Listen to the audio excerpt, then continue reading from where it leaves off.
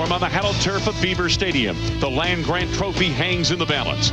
Today, Michigan State comes to Happy Valley. T.J. Duckett's looking for another career day. Last year, he hammered his way to 4 touchdowns, 159 yards rushing in a Spartan victory. A win today keeps Michigan State's full hopes alive.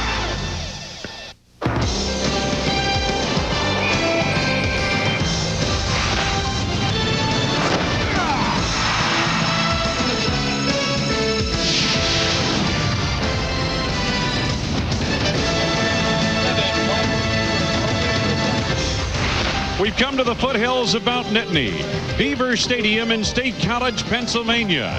Today, the Michigan State Spartans meet the Penn State Nittany Lions on the final weekend of the Big Ten season. Hi, everybody. I'm Wayne Larrabee along with Randy Wright. It's great to have you with us today. Well, both teams have strong intentions. Penn State trying to put a positive button on what has been a disappointing campaign. Michigan State, a lot to play for. They've still got bowl hopes, and they could qualify with a win here today. And to that end, Randy, they bring a power game to the fore and a bulldozing tailback. And a healthy tailback in T.J. Duckett. After a series of nagging injuries, he's back. He's healthy. 32 carries, 174 yards last week. Michigan State wants to turn this into a physical football game. In order to do that, they need a healthy T.J. Duckett. Meanwhile, I guess it's fitting that it is Seniors Day. A fifth-year senior quarterback who's gone through some ups and downs over his career. Rashard Casey pulls the trigger for Joe Paterno and company. Well, coming into this season, Casey was going to be a part of a successful offense, but because of disappointments in the offensive line and wide receiver, he's had to carry the load. He's very athletic, maybe a better runner than he is a thrower, but today being Senior Day, I look for him to have a big game. Well, it's the third weekend in November, so weather conditions are, well, a problem here today. Maybe. Let's get down to the sidelines where Jim Barber has an update. Jim? Now, to be up in the booth with you guys, you're so lucky. You know, down here it's cold, damp, and dreary, and some snow flurries as we speak. It's been all that way all this morning. The numbers indicate that the temperatures actually with wind chill are going to be in the 20s before this day is over because of the wind and because of the 30-degree temperatures that we have as we speak. As for the turf, covered by a tarp all day, yesterday morning, afternoon, and evening. A little slippery in spots, should be okay for playing, should be a decent enough day. And it could be worse, guys. In upstate New York, a foot of snow is predicted sometime today. Well, I hope you brought your overcoat, Jim. Looks like you're going to need it down there. Michigan State coach Bobby Williams completing his first full season at the helm. The Spartans are trying to elevate themselves into the postseason. They could do it with a win here today. While Joe Paterno, in his 35th and possibly most disappointing campaign, just 2 victories short of Bear Bryant's all-time record. You're watching Big Ten football on ESPN+. As we get set for the game here today, we take a look at the Big Ten standings. This is the final weekend of the Big Ten regular season. And as you take a look at the standings, all those teams that are 5-2, only one is in control of its own destiny. Well, obviously, Purdue wins today. They win the Big Ten. They go to the Rose Bowl. Other teams all have a shot. Ohio State, Michigan, Northwestern, they have a shot if Purdue wins. So I think you take a look at it, Wayne, what it tells you is it's a lot easier if Purdue wins, but it may be a lot more fun if Purdue loses. Well, Michigan, Ohio State, both 5-2 teams in the standings. Illinois, Northwestern Illinois trying to become bowl eligible will be without Kurt Kittner, their quarterback, in that game today against Northwestern. Well, you take a look, rivalry weekend, we talked about it. You throw the records out, it becomes more emotion than anything, and that follows through with Iowa and Minnesota. Minnesota trying to get to a bowl game, too. Absolutely, and that is a rivalry game there. Those two programs have always gone at it hard. And how about Indiana, Purdue? It seems like it would all be setting up for Joe Tiller. He's at home, he's got his rival, his team will be up and ready to go, and Purdue on the cusp of the Rose Bowl. No question it's setting up for Purdue to be able to solidify their spot in the Rose Bowl, but yet I don't know if there's a player I would least like to face when that game was on the line than Antoine Randall, the quarterback for Indiana. You're right. A look at the schedule on the final weekend of the Big Ten season 2000. You're watching Big Ten football from ESPN+. Jim Barber along with head coach of Michigan State, Bobby Williams. You saw your team moments ago. What's the atmosphere like with them? Well, it's going to be a very emotional game. on our part and their part. You know, sort of like a senior days. Our seniors' last game, their seniors' last game. We got a lot on the line. Should be a great game. Weather conditions a bit rough and adverse at times. Any adjustments you have to make because of it? Well, you know, it's been weather in Michigan all week, so it's just like playing at home. You seem to be pretty relaxed about everything, even though your team is in position for something special, perhaps. Well, I wouldn't call it relaxed. There's a lot of emotion flowing right now. All right, Bobby, good luck today. Thanks. Bobby Williams of Michigan State. Let's go back to the booth, guys. All right, Jim, still looking for a top coat for you. Point toss going on out at the 50-yard line, or 40-yard line to be exact. There, the captains meeting. David Whitvogt will be the official that you'll be hearing from on occasion this afternoon. Penn State has won the toss. Number 36, Mike Caramelli. Deferred and their decision in the second half. And now we're set to go.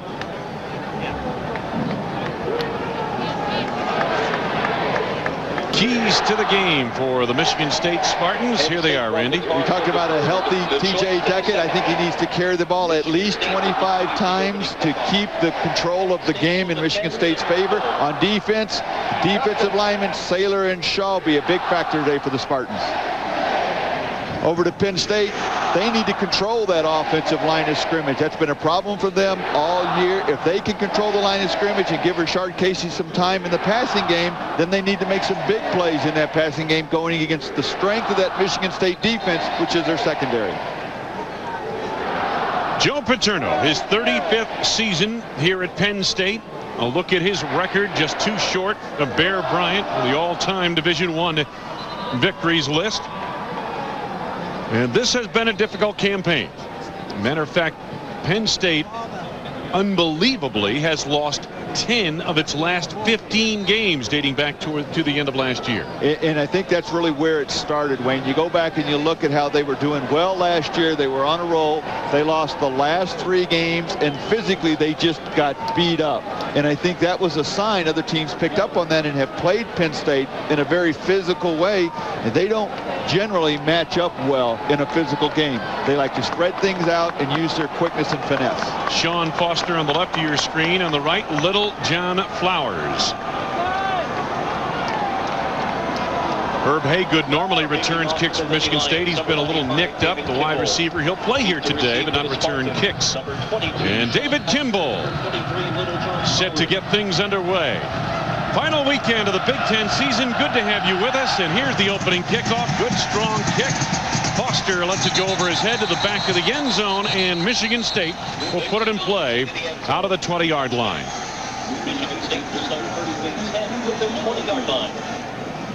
The only Pennsylvania native on the Michigan State roster is Jeff Smoker. He is a true freshman quarterback from Manheim, Pennsylvania. Played at Central High School, compiled a 30-4 record in his prep career.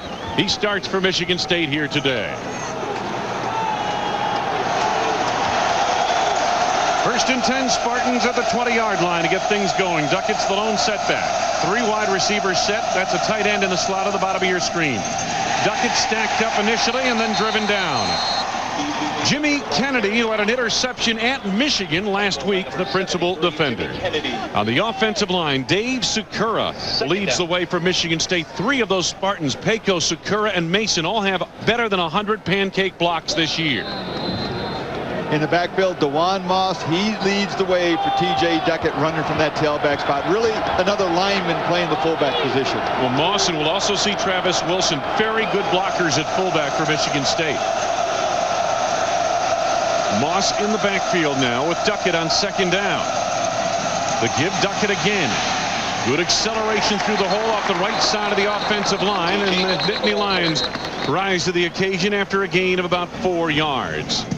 Shamar Finney made the stop. Justin Kirpakis, All-America candidate at defensive right end for Penn State. The linebackers are not up to Penn State standards per se. Shamar Finney, the best of this bunch. Well, a safety that is up to their standards. James Boyd, a heck of a hitter, leads this team with over 100 tackles. Third down, about 6 for Michigan State. Spartans have struggled this year on third down conversions, just 32%, last in the conference. Immediate pressure right away. Anthony Adams, the sophomore from Detroit, Michigan, gets the first sack of the day, a loss of 9. It's 4th down, Michigan State. Well, immediate pressure is right, Wayne. Anthony Adams just comes through the middle of that line and couldn't have been blocked. A little stunt, a missed mental assignment by Sean Mason, the right guard, generally a very dependable lineman, and Adams isn't going to get many sacks easier than that one. Bruce Branch back deep to receive this punt from Craig Jarrett. There's Branch. Defensive back, good quickness and speed. Jarrett backed up near his goal line. He just did get this kick away. Branch made a juke move or two, got by one man, and then Thornhill got enough of him to bring him down. And Penn State will start their opening drive of the game offensively in excellent field position. A 46-yard punt, a 42-yard punt, a 6-yard return. Penn State starts at the Nittany Lion 49. For Richard Casey, the senior quarterback, 5th year out of Hoboken, New Jersey. And Penn State offensively has struggled at times this season, and a lot of it has to do with the interior offensive line. We'll talk about that in a moment. Straight eye formation, Eric McCoo. Boy, he picked his way nicely off left guard into Spartan territory to the 45-yard line on a gain of 6. The Penn State offensive line, Kareem McKenzie, is an outstanding performer at the strong tackle position, but the interior of the line has been questionable all year. When you look at the skilled positions with the problems at wide receiver, Tony Stewart, the tight end, outstanding, leads this team in receptions. 2nd down and 4. That's Stewart in motion.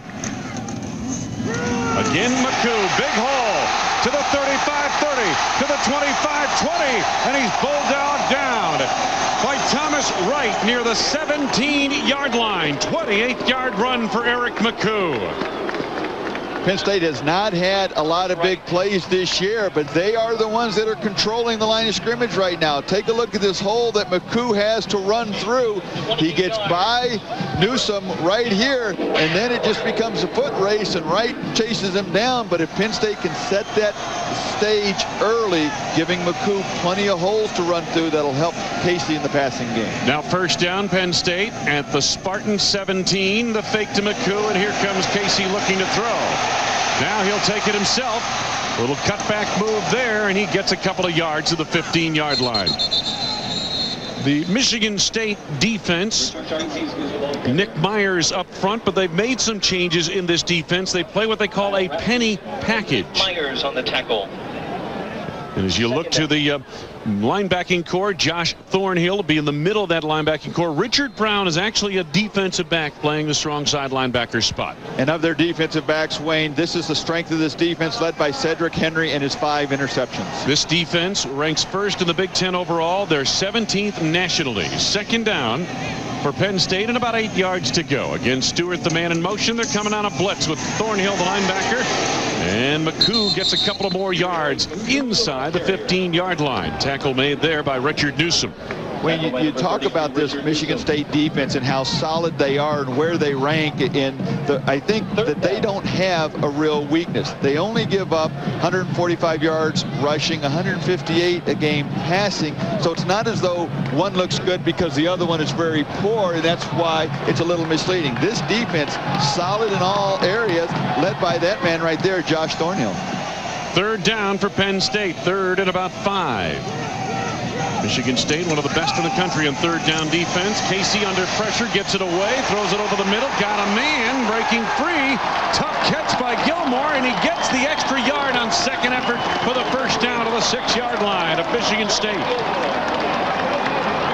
John Gilmore's the other tight end, Randy. In this case, he was the tight end. Well, he was the one that Casey, the only one that Casey had to go to. Nice play by Casey to get rid of that ball and to throw it where it gave Gilmore a chance to catch it. See how he throws it low so Wright can't get in there. Anytime you throw the ball over the middle, you want to throw it low. Great catch. Excellent 2nd effort to pick up the 1st down. Boy, he had to pinpoint that pass. Stewart again in motion. McCoo is the tailback behind Richard Casey. They go to McCoo to the outside. Oh, a little dip on the corner that time. McCoo to the goal line, and he's down just short. Well, he made a nice little dip move, and Richard Newsome was frozen for a moment, and that got McCoo almost into the end zone. Nice job of Penn State here, setting up the run to the weak side. They're handing the ball off deep in the backfield to McCoo, and it's giving him plenty of time to use his vision and get to the outside. Sets up like a strong side run, turns out on the weak side. Take a look right here. No white jerseys over there to the left, and that little dip move that you said right there just throws Newsome long enough to give McCoo the corner. Second down on the goal line. That's Blouser, a fullback in motion, and Rashard Casey leaps it over for the first touchdown of the day.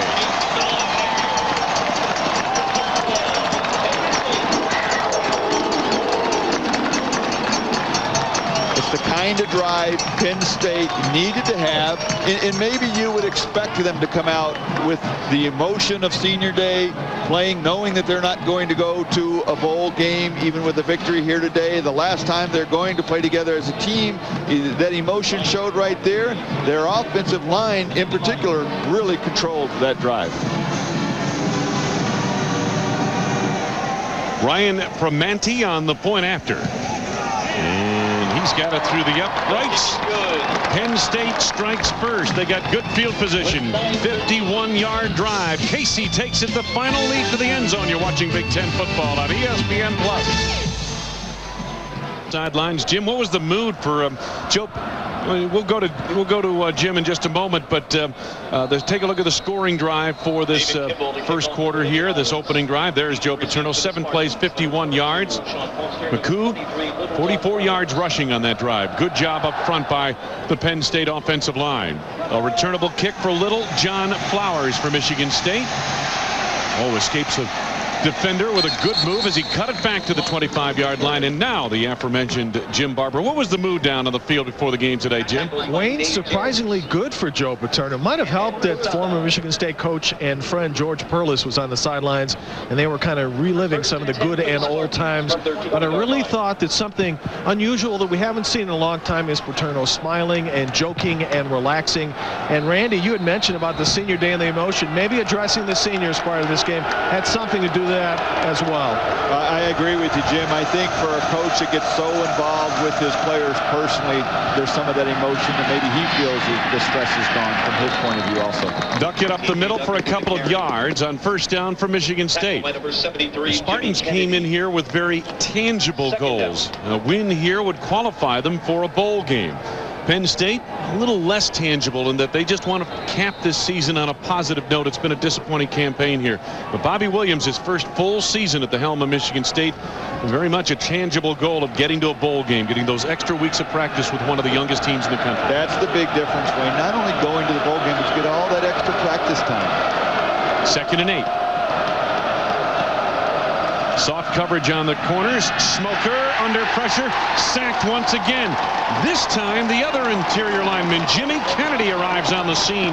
Loss of yardage back near the 15-yard line. Well, we've seen some pressure from the interior of the Penn State defensive line coming right over the center and guards. And this time we see again Sean Mason just can't fight off Kennedy. This is a defensive line that for the most part has been healthy and they've played steady. But their big play guy, Justin Kirpakis, hadn't been involved yet, and there's already a lot of success with the other players. So it's 3rd down. About 15 yards to go.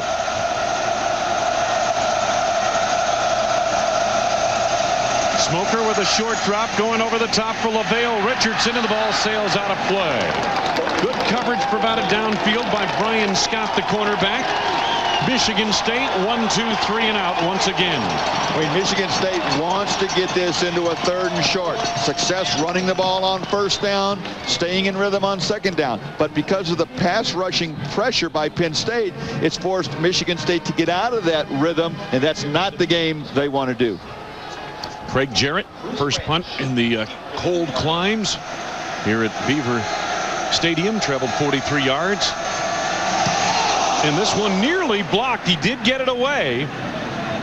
And this one takes a Michigan State hop inside the 45-yard line. Tremendous pressure provided by Larry Johnson. He almost got it. But so far in this football game, it has been the play of the defensive line up front from Penn State that has made the difference on the interior. Watching Big Ten football on ESPN. Lead their second possession offensively. Good field position once again. This drive begins at the Penn State 42-yard line. Casey opens in the shotgun.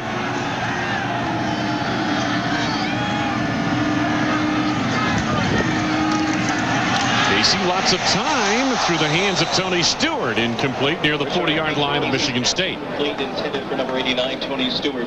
Michigan State came in with the top defense overall in the Big Ten. They have been solid throughout the season, led by their defensive backs, not only in pass coverage, but in run defense. You look at the fact that Penn State moves down that field, as you said, Wayne, a pretty easy 50-plus yard drive, and it lets you realize that maybe they're playing a little more relaxed. You mentioned Michigan State. They've got something tangible to play for. Maybe they're a little tense right now. It could be.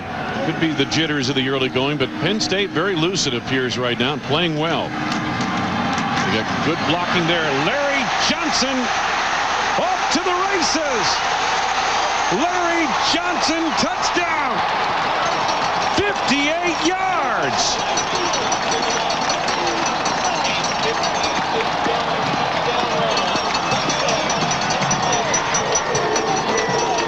Randy, I'm not sure anybody put a glove on him. Well, if they did with that speed, it didn't stay on for long. It looked as though it were going to be a nice run play, but Michigan State's secondary was in position to make it. Look at the hole. There's a missed tackle right there, a missed tackle right there, and then it's just pure speed as Larry Johnson just turns on the jets and outruns the remaining would-be tacklers into the end zone. What a huge quick strike play that was. Primonte puts it through the uprights. Larry Johnson, the man of the moment, a career best 58-yard run. Look at the blocking up front. My goodness, his fourth career rushing touchdown. Penn State in command early. You're watching Big Ten football on ESPN+. Penn State, Beaver Stadium, State College, Pennsylvania. I'm Wayne Larrivee along with Randy Wright and Jim Barber. It is a crisp, cool November afternoon. The scoring drive didn't take long, did it? Larry Johnson, career best 58-yard touchdown run.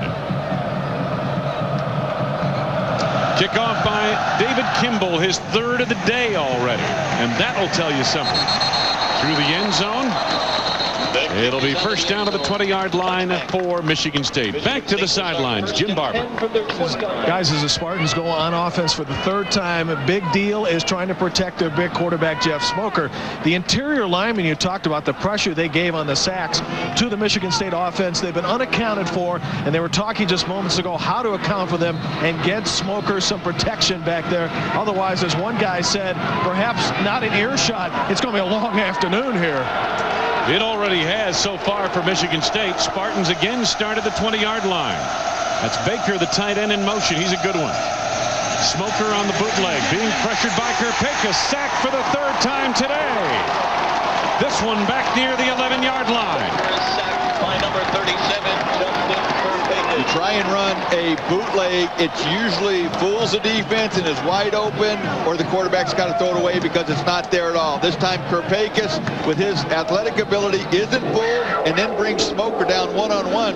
And Wayne, as good as this Michigan State offensive line for the most part has played this year, there you see, take a look at Morris Watts there on the left, the offensive coordinator for Michigan State. As good as this line has been for the most part for the year, they've given up 35 sacks coming into today's game. So that's not unfamiliar territory, that quarterback being on the ground. Duckett out to the 20-yard line on a gain of about 9 yards. Most of the problems from a sack standpoint have come over the right tackle position this season for Michigan State, but we've seen a couple on the interior, missed plays on the interior of the line, and then of course we also saw one from the left side. Well, and this is a big reason why Justin Kirpakis is the big name player for Michigan State. He comes from the outside. He's got 16 tackles for losses. He's also got a couple of interceptions, and when you have a player like that, there you take a look at his season numbers. When you have a player like that you have to prepare for, it can open up some success for the other players, and that's what we've seen today. Smoker's in the shotgun on 3rd and 10.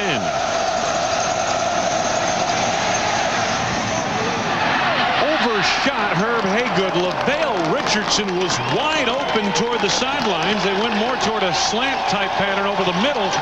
Haygood pretty well covered, but Richardson wide open, and young Jeff Smoker fired it high.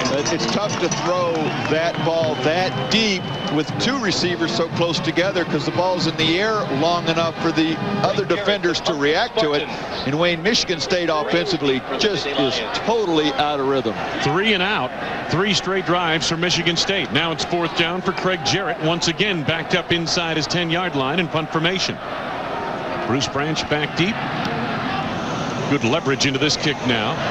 Branch chases it back and lets it go. It does back up just a bit, but down to by the Spartans near the 28-yard line in Penn State territory. So by far the worst field position for the Nittany Lions to begin a drive here today. 52-yard punt. Coaching legends and Joe Paterno, as you can see, closing in on the all-time wins record in Division I of Paul Bear Bryant. Most people thought that Joe Paterno would have passed Bear Bryant this season, but as you mentioned earlier, some of the struggles and maybe the most disappointing, certainly the most number of losses for a Joe Paterno team with 7, hoping to put an end to that today and finish this season on a winning streak, unlike last year where they ended with 3 consecutive losses. McCoo gets to the left side for a couple of yards. This time the Spartans snuff it out. Gain of 2. Drew Young and Josh Thornhill. Elsewhere around the Big Ten, Ohio State, the early lead on Michigan in Columbus. And Northwestern up big on Illinois. You didn't think Illinois would give Northwestern much of a chance today with Kirk Kittner being out? Not at all. No, and defensively, Illinois is not what they were a year ago when they made that trip to the bowl. 2nd down and 8. Again, it's Stewart in motion. The fake to McCoo. Pitch and catch down the sidelines. Gilmore gets the call from Casey once again, and he's got a 1st down near the 45-yard line on a 15-yard gain. When we saw Smoker try and run the bootleg for Michigan State, all or nothing, it was nothing with the sack by Karpakis. Now you see where it works successfully. Nobody in front of Casey, gives him a chance to find a wide open Gilmore, allows him to get rid of that ball quickly. Huge play. Well, did you see Newsom? Richard Newsom had to honor the fake to McCoo because he's been so effective here today. Exactly. When you're having that much success running the ball, it's going to open up the passing game, especially with the play action pass. This guy's been successful too.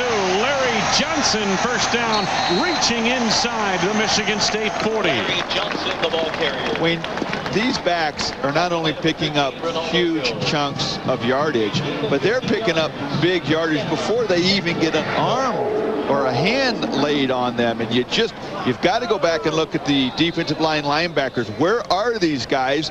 They're tangled up with blockers. They're not getting rid of them. And when you can give these backs this kind of room and an opportunity to get their momentum going, no wonder it's been a long day so far. Casey rolling. Off the hands of one receiver, caught by another. Watson to the end zone for the touchdown. Went off the hands of Drummond, and Kenny Watson, 5 yards downfield, picks it off and takes it in for the score. It's one of those days, at least so far. It's been one of those quarters for Penn State, but it feels like one of those long days for Michigan State in this first quarter. Sometimes it goes right.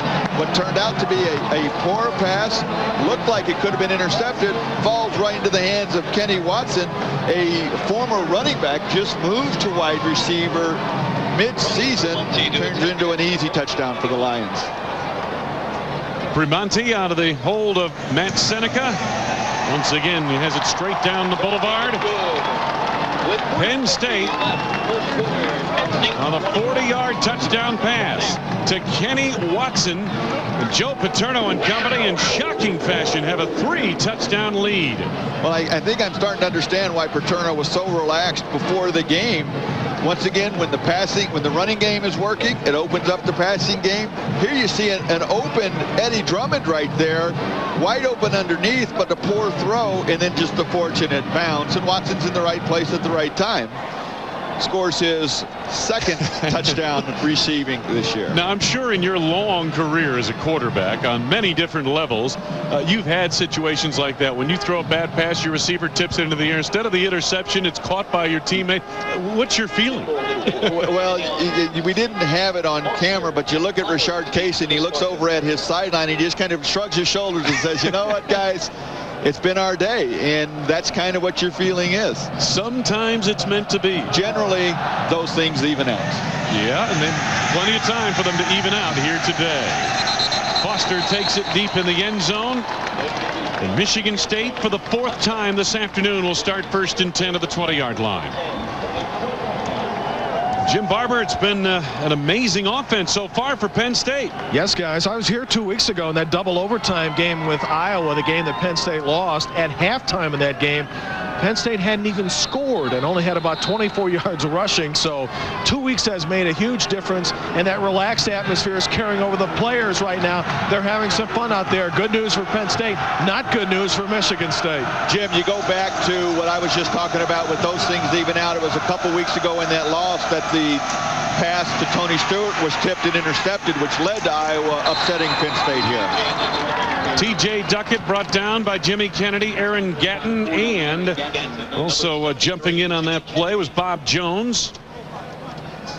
So for Michigan State, 2nd down coming up. Wayne, coming into this game, I felt the advantage that Michigan State would have would be their senior offensive line and a healthy T.J. Duckett. Well, when you're down 21-0, even though it's early, you don't need to abandon that game plan, but Penn State has neutralized that advantage, to say the least. 2nd down. Little John Flowers gets the call, trying to slant it toward the middle. He had a 48-yard touchdown run on the win over Purdue a week ago. It becomes 3rd down now and long for Michigan State. And Randy, this is an offense that has struggled on 3rd down. At one point this season, the Spartans went 0 for 20 on 3rd down conversions against Northwestern and Iowa in the middle of that 4-game losing streak that really punctuated their season. Well, both of these offenses have struggled on 3rd down. Michigan State, I think a lot of it because of their young quarterback and the fact that they've had to play different quarterbacks today. It's been 3rd and long, -8 yards total offense. 4-receiver package for Michigan State. Smoker has time. Quick throw is kicked and nearly caught. Kicked by a defender. I believe that was Tikas Pettigrew, and it was almost caught by Herb Haygood, who might have been gone for a touchdown. Clearly, if the situation would have evened out, Haygood would have caught that ball and gone in untouched. Sometimes, Wayne, we talked earlier about Penn State playing on emotion of being senior day, their last game. When you get some confidence and have some success, it's a lot easier to maintain that emotion throughout the game. There you see Haygood with the possibility there, making a spectacular play. Rod Perry dropping back deep to receive this punt. Good leverage into this kick, and Perry camps under it and makes the catch. Didn't call for a fair catch. Now he's got some running to do, and he is tracked down and decked for a loss back near the 30-yard line. Perry on the return.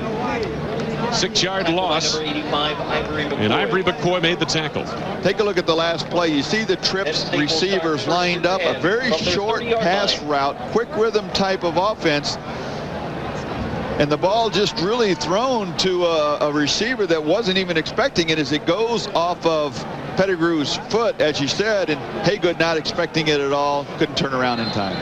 Showed pretty good foot on that play. Could play soccer here in his spare time. You know, it kind of shows you how out of sync Michigan State's offense is. The ball thrown nowhere to a receiver looking or expecting the ball. On the fake reverse, Casey still has it, and he's going for all the marbles. Deep downfield, and he's got his man, Eddie Drummond, at the 20-yard line. You talk about big plays here. We've seen a 58-yard touchdown run. This is a 50-yard pass play here. Well, no sense in being conservative when things are going your way, and sometimes you just feel you're going to keep doing it until Michigan State does something to stop it.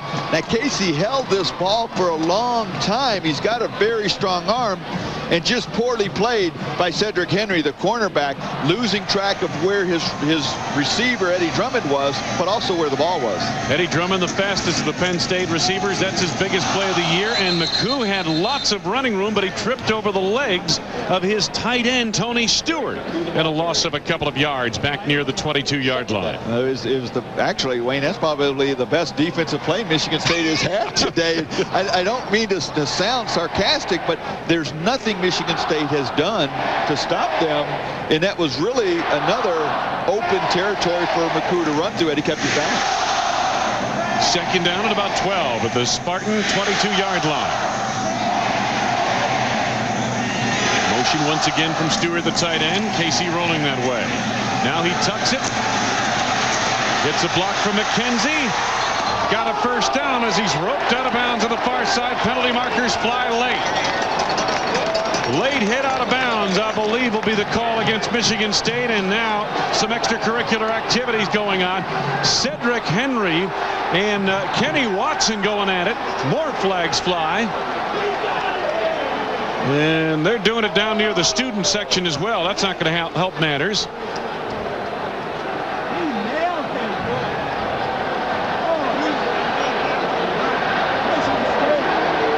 Well, we're going to have at least two different infractions here. One will be a live ball as Casey was hit out of bounds. Two officials threw the flag at that point, and then one will be a dead ball for the stuff that happened afterwards, and that could go either way or maybe against both.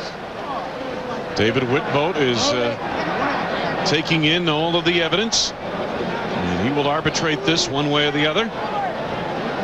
Well, maybe you see a little of that frustration starting to come out on Michigan State as they know how much they have at stake in this game, and it's just going all Penn State, and what is looking like a 21-0 deficit going to get worse.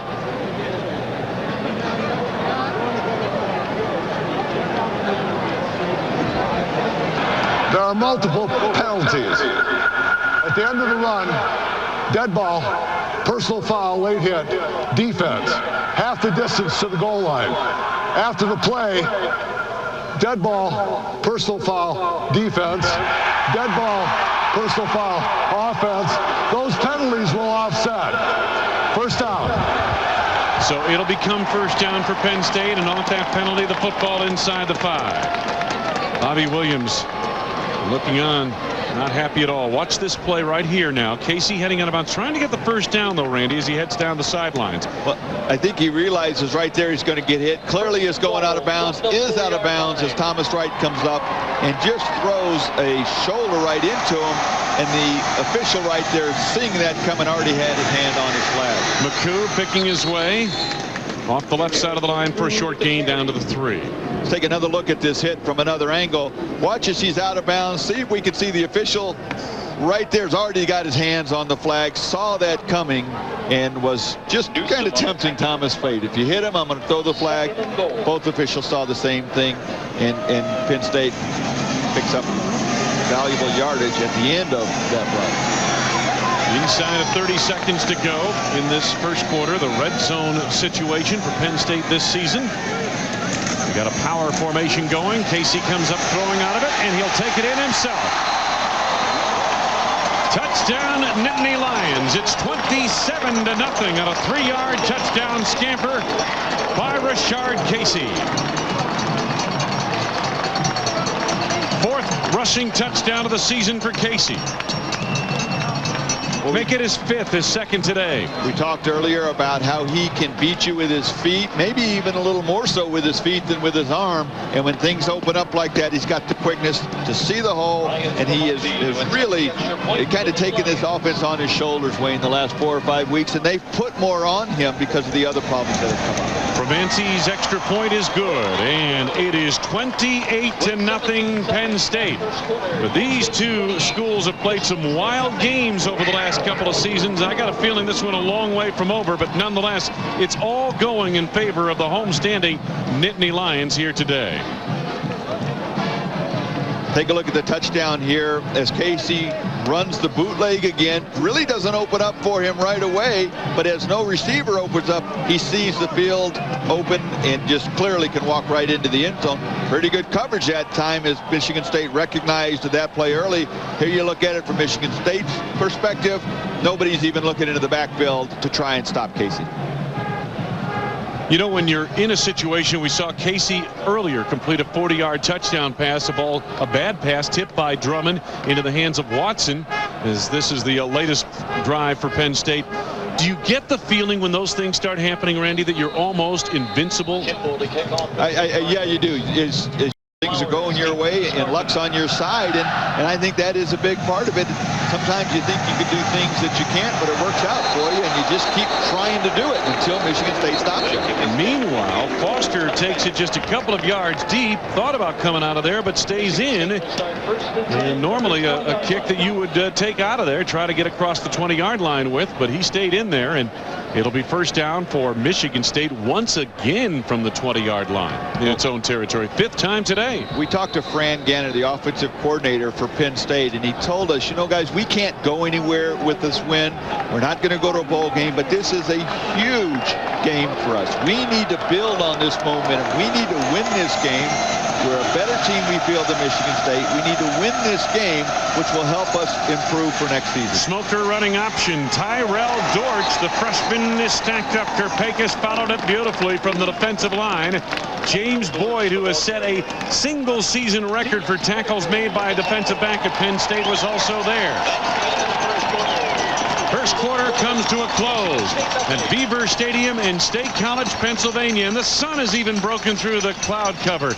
And boy, isn't that appropriate for the way Penn State has played so far today. The Nittany Lions, in commanding fashion, have jumped out to a 28-0 lead here at Beaver Stadium. Rashard Casey of 3 yards walks to the end zone for the 4th touchdown of the day. You're watching Big Ten football on ESPN+. Aaron Slater. Time this afternoon, they've gone 1, 2, 3 and out 4 consecutive drives, and now take over again. And Smoker on 2nd down gets it out to his receiver Baker, and on the sidelines he makes a first down across the 30-yard line with a good move. So that's the first down for Michigan State, and Jeff Smoker, the Pennsylvania native, slaps his hands together, says maybe this will be something that'll get us on track. A lot of negative numbers in the first quarter for this Spartan offense on the left side, but on the right side it's been all good for Penn State. Well, Wayne, I don't know which is more impressive, the -5 for Michigan State or the 247 yards for Penn State in an offense that's really struggled all season. Second highest scoring first quarter for Penn State this season. They had 27 points against La Tech earlier. Penalty marker down early as Duckett goes down quickly after a gain of about a yard or two to the 32-yard line. So penalty marker down. There's a flag. Val Jew, the senior out of Chantilly, Virginia. And David Whitboat. Offside, defense. 5-yard penalty, previous spot, repeat, first down. Wayne, if there's anything good that you can try and grasp if you're Michigan State, it's the fact that you've got plenty of time left. You don't need to try and force things to happen, but you can't make any mistakes. You need to start being productive, and you hate to look at, wow, 1 first down is something to build on, but that's all they have to build on because they haven't been successful at all. Take it in nickels and dimes. Don't go after the big play. Duckett following some blocking. And not a whole lot there. He got a couple of yards, maybe a yard or two out across the 35-yard line. He was following Matt Bonito off the right side of the line. Well, one thing that Michigan State has shown offensively this year is they don't get production out of that man right there, TJ Duckett, or his replacement. They're not good enough with the rest of their people to be able to come from behind, especially with a 28-0 deficit. Now, they don't have to live with him, but they still need to be able to go to him, and he still has to be productive. Maybe a little bit more in the passing game today as well as the running game than ordinarily. On 2nd down, Smoker running option again, keeps it. And a good decision. He gets out across the 40 to the 44-yard line. Smoker on the carry, and James Boyd, the senior out of Chesapeake, Virginia. Free safety made the stop for Penn State. Well, it shows you a little bit about Morris Watts, and some of the frustration he's showing is Jeff Smoker can run the option, but this isn't their bread and butter play. This is the third time we've seen it in the last 2 drives. So he is showing that respect for that Penn State defense that has really shut down Duckett and the traditional running type plays. Smoker's more of a drop back passer. You saw that hole open up. It was a gaping hole. Somebody like Antoine Randall or Rashard Casey gets another 10 yards. Smoker did a good job to get 7 on that play. Smoker to the sidelines. Got a receiver open. Bao Ju makes the tackle. It's a first down. And again, the kid that's coming on, Randy, is this sophomore Marcus Waters, 6'4", 229 out of Sarasota, Florida. A 12-yard gain to Waters. Boy, they're really high on Marcus Waters. He's got great size. He had maybe his best game of the season last week against Purdue, and he's averaging over 16 yards per carry. So if any of these receivers can give Michigan State that deep threat, it may be Marcus Waters. First down inside Penn State territory for the first time today. Little John Flowers inside the 40 to the 38-yard line of Penn State. Tikas Pettigrew and James Boyd, the 2 safeties, collaborate on the stop. Boy, a couple of good safeties there that you named. Boyd, we've talked about. Tikas Pettigrew, really a first-year starter, was a wide receiver, moved over to corner, now is a strong safety, and they've got 2 solid guys filling that middle in the secondary. And Flowers had a pretty good season himself so far. As Duckett has been hurt, Flowers, along with Terrell Dortch, have stepped up and played well. Yeah, he's capable. There's no doubt about that. Second down. Slot at the bottom of your screen. Haygood is in the slot. Penalty markers down. It looked like it took a long time in getting that play underway. May have been delay game.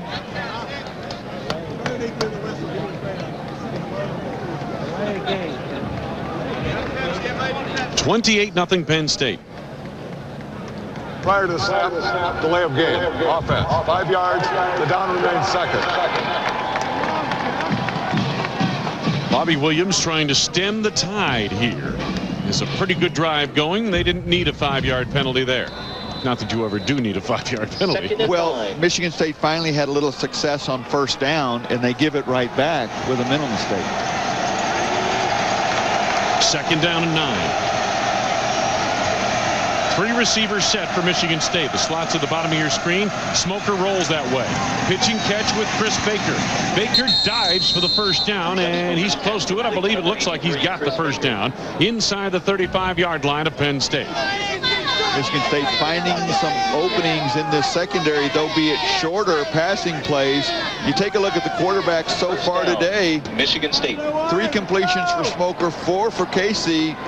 Only 1 more attempt for Smoker, but look at the yards. 111 for Casey, just 25, all of them coming on this drive for Smoker. And it's really Penn State that's had the problems at the wide receiver. Totally reversal of what happened with Penn State throughout the season. 40 of those yards came on a touchdown pass that was deflected by Drummond to Watson. Now some early movement on the defensive front. Jimmy Kennedy came over and made contact. And, of course, the defense says it was a false start. And the offense says we didn't do anything. I think the offense is going to win this argument. Prior to the snap, illegal contact, defense, 5 yards. The down remains first. They don't win many of those, but they won that one. Back to the Big Ten scoreboard. Michigan has jumped to top Ohio State. First quarter there. That's going to be an interesting all-afternoon game to watch all afternoon. Late first quarter now for Northwestern over Illinois. Wildcats scored on their first 2 possessions. So first down and 5 for Michigan State. Football inside the 30 of Penn State. T.J. Duckett met in the hole as he tried to slant it back by James Boyd. We spoke of him, a semifinalist for the Thorpe Award. Has broken the school record for tackles in a season by a defensive back. He came in with 101. Tom Bradley, the defensive coordinator for Penn State, told us when you hit T.J. Duckett, he always falls forward. And sometimes it's a little demoralizing as a defensive player. Well, that time James Boyd stuck him right in the middle of a huge hole. Duckett didn't fall very far forward. No, he didn't. Didn't get his usual 3 yards forward that time after contact. Second down and 4. Baker, the tight end, in motion. Smoker, quick toss into the flank to the other tight end, Ivory McCoy. Did he have possession of that? And they apparently are going to rule a completion. He struggled to haul it in, but they're ruling a completion. He's close to the first down near the 23-yard line of Penn State. You can see the frustration with McCoy, knowing he had plenty of running room. If he hadn't lost his balance, lined up on the right side, Smoker sees him, gets him the ball quickly, and just losing his footing right there. That could have been a sure first down rather than causing the measurement right now. Here's a look at the football. Let's see when they pull the chain taunt. Looks like they've got a first down. Indeed they do, by half the length of the football. Sun is broken through the cloud cover here at Beaver Stadium in State College, Pennsylvania, at the foot of Mount Nittany. Michigan State Spartans, Penn State Nittany Lions wrapping up the Big Ten season. I'm Wayne Larrabee along with Randy Wright. Jim Barber is down at the sidelines. First down, Michigan State. This has been the first drive when the Spartans have not gone 1, 2, 3 and out. 10th play of this drive coming up. More plays than they had on the other 4 just about combined. T.J. Duckett hit hard, breaks the tackle, and he's got yardage inside the 20 to the 18-yard line. I believe that was Boyd he ran over. Hit him hard. Well, he did hit him hard, but that's vintage T.J. Duckett type of run. He's running now, Wayne, with a little more confidence. See, he doesn't hesitate. He lowers that shoulder and just runs right over Boyd and picks up that 4 or 5 yards. Take a look at that fullback leading the way through him right in there. Nice block right there. Gives him the room. And that's what Tom Bradley was talking about. That first contact, but still another 3 or 4 yards. Second down, Michigan State at the 18 of Penn State. Little John Flowers, somewhat of a change.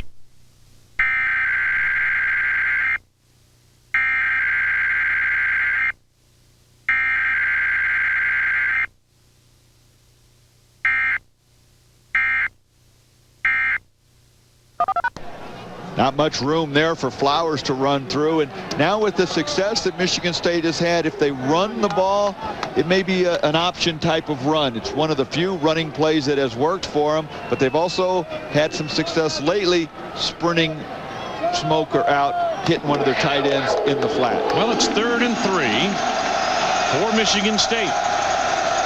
16-yard line of Penn State. Smoker, the quick toss, pitch and catch, and he's got Ivory McCoy. McCoy taken out of bounds at the 9-yard line. It's 1st and goal for Michigan State at the Penn State 9. And Horace Dodd on that stop. Generally, when you're putting both of your wide receivers to the same side, if you go back to the tight end, you've got them matched up with a safety and not a cornerback. And as well as Boyd and Pettigrew are at tackling and run stopping, they're not as strong in pass coverage. Michigan State's been able to exploit that here. A lot of those quick passes to the flat, 7-yard gain there, have been open for Michigan State. 3 receivers set. Flowers the lone setback. 1st and goal to the 9. Smoker running option. Late pitch to Flowers, and he's out of bounds at the 8-yard line. Gain of barely a yard. Pretty well covered to the short side of the field by Penn State. Forced out of bounds. Very well defensed. In Smoker, you run the option, especially to the short side of the field. You have to make quick decisions. The more you hesitate, the more you hold on to it. Watch how he hesitates here. He doesn't pitch it. He doesn't pitch it. Then he pitches it late, and 40, Aaron Gatton was out there. As you see Boyd throw the hit. Nice job defensing it by Gatton, forcing a little hesitancy in Smoker's mind that gave the rest of the team a chance to get over. Inside of 8.5 minutes to go in this first half. Penn State led 28-0 at the end of the first quarter. It is 2nd down and goal to go, Michigan State. Duckett's the lone back, and he gets it. They tried to seal the right side, and Duckett slipped over the 10-yard line, and down he goes. That's the easiest tackle Penn State will have to make here today. Loss of a couple of yards, and it's 3rd down and goal to go now. Well, he slipped and gave up the line of scrimmage, but there wasn't much room for him to pick up yards anyway. Very well defensed that time. Michigan State has had problems in the red zone. 32 possessions, only 14 touchdowns. That equates to a 43.8%. You'd like to be well over 50%. Absolutely, Wayne. And you see the first 4 drives, nothing for Michigan State. This one, more drives on this drive than they've had throughout the entire first quarter. 3rd down and goal to go. Out of the shotgun. shotgun. That's Flowers alongside Smoker. Trips to the top of your screen. Penalty markers down.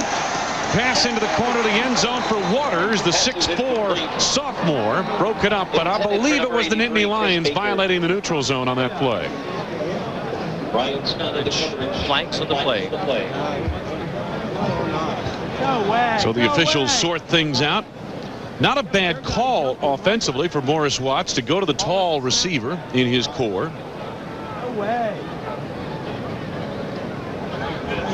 Offside defense. Half the distance penalty. Repeat, third down. Half the distance will put it at the 5-yard line. Wayne, I think it was an excellent call, but great coverage by Brian Scott as he forced Waters right to the sideline and gave him no room to maneuver to try and go up and catch that ball. Football just inside the 5. Michigan State needs a touchdown. Get themselves back on track.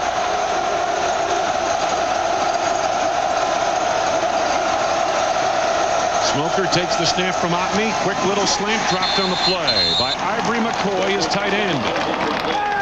Well, they're going to bring on the field goal unit, but really what they needed was a touchdown there, Randy. Well, they needed a touchdown after having the ball for that many plays and that much time, but they have to have some points, and knowing that, you got to catch this ball if you're Ivory McCoy. Right in his hands, well covered. Don't know if he would have got in the end zone anyway, but he could have got it down to the 1 or 2 yard line and made it a questionable, do you go for it on 4th or not? Absolutely. David Schaefer now for the field goal try. This will be a 22-yard field goal attempt. Craig Jarrett, the holder, and the kick is up, and it is good. Well, the Spartans, a long drive, didn't net 7, but they got their first points of the game. This is Big Ten football from ESPN+. Randy Wright, this is Wayne Larrabee. 7:28 to go in this opening half. Penn State dominated that first quarter, but Michigan State finally got some points on the board. They needed 7 out of that drive, down 28-0, but they settled for 3, 16 plays, 76 yards. And Randy, the good part about that for Michigan State, they gave their defense a chance to catch its breath. And they got a little bit of confidence and found some things that they can go back to later on. Larry Johnson, and a good play made on an undercut move by Monquez Wedlow to bring him down. 17-yard return. Now their defense needs to do the job and get the ball back to their offense quickly. It becomes almost a game of field position for Michigan State now. They need to get the ball back, shut Penn State down. Don't let them drive and chew some time off and get some points. Not only do you stop them quickly, give their offense good field position. The Nittany Lions begin this drive at their 25-yard line, 1st and 10. Casey, lots of time. Goes short to Caramelli, the fullback, and he's wrestled down across the 30 at the Penn State 31-yard line. Elsewhere around the country, Missouri on top of Kansas State at the moment of the first quarter. Georgia Tech out in front of Maryland. It is rivalry weekend across the country. Tennessee has the lead on Kentucky in the SEC. Cincinnati Southern Miss are scoreless in Conference USA. And how about that Yale-Harvard game, Randy? I know you've been wanting updates right away. Look forward to it every year. To the outside, Johnson's got some quicks about him today. Larry Johnson, whose younger brother Tony is a true freshman wide receiver on this squad. First down near the 41-yard line of Penn State. I think we're going to have a holding penalty against John Gilmore, the tight end for Penn State. Isolated out on the corner. Against Penn State. Used a little illegal hand activity. You mean somebody stayed blocked too long? Blocked is a very general term. Yes. During the run, illegal block in the back on the offense.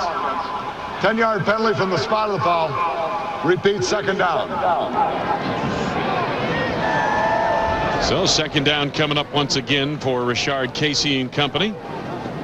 An explosive first quarter, the 2nd highest scoring quarter for the Penn State offense of the season. And against arguably the best defense in the Big Ten. Absolutely. Overall best defense, yeah. We've talked to their pass defense, but their rushing defense is 3rd in the conference, into the top 30 in the country. 2nd down. Casey, the short drop. tried to hit the slant to Watson. Crowd wanted pass interference, and they might get it. There's a flag on the play. Hill had the coverage.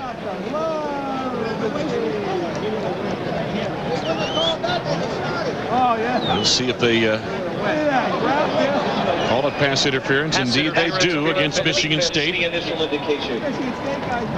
Well, take a look at this. Casey is looking to his left the entire way. He can't get rid of this ball on rhythm, but as he holds on to it, you just pick the end right there. And I think Ronaldo Hill had his arm. Good call by the official there. Play happened less than 15 yards downfield, so it's a spot foul. First down now. Football just across the 37-yard line, Penn State territory. That's Stewart in motion again. And now rolling is Rashard Casey. He's going deep, and he's got a man out there, and it's juggled and dropped incomplete. The true freshman, Tony Johnson, whose older brother scored on a 48-yard touchdown run earlier here today. That would have been a huge play. My goodness, this kid has some speed. And one that he will learn to make. Nice play action by Casey. Now, he had a receiver open earlier, but when it's 28-3, you go for the juggler here. Throws a beautiful pass.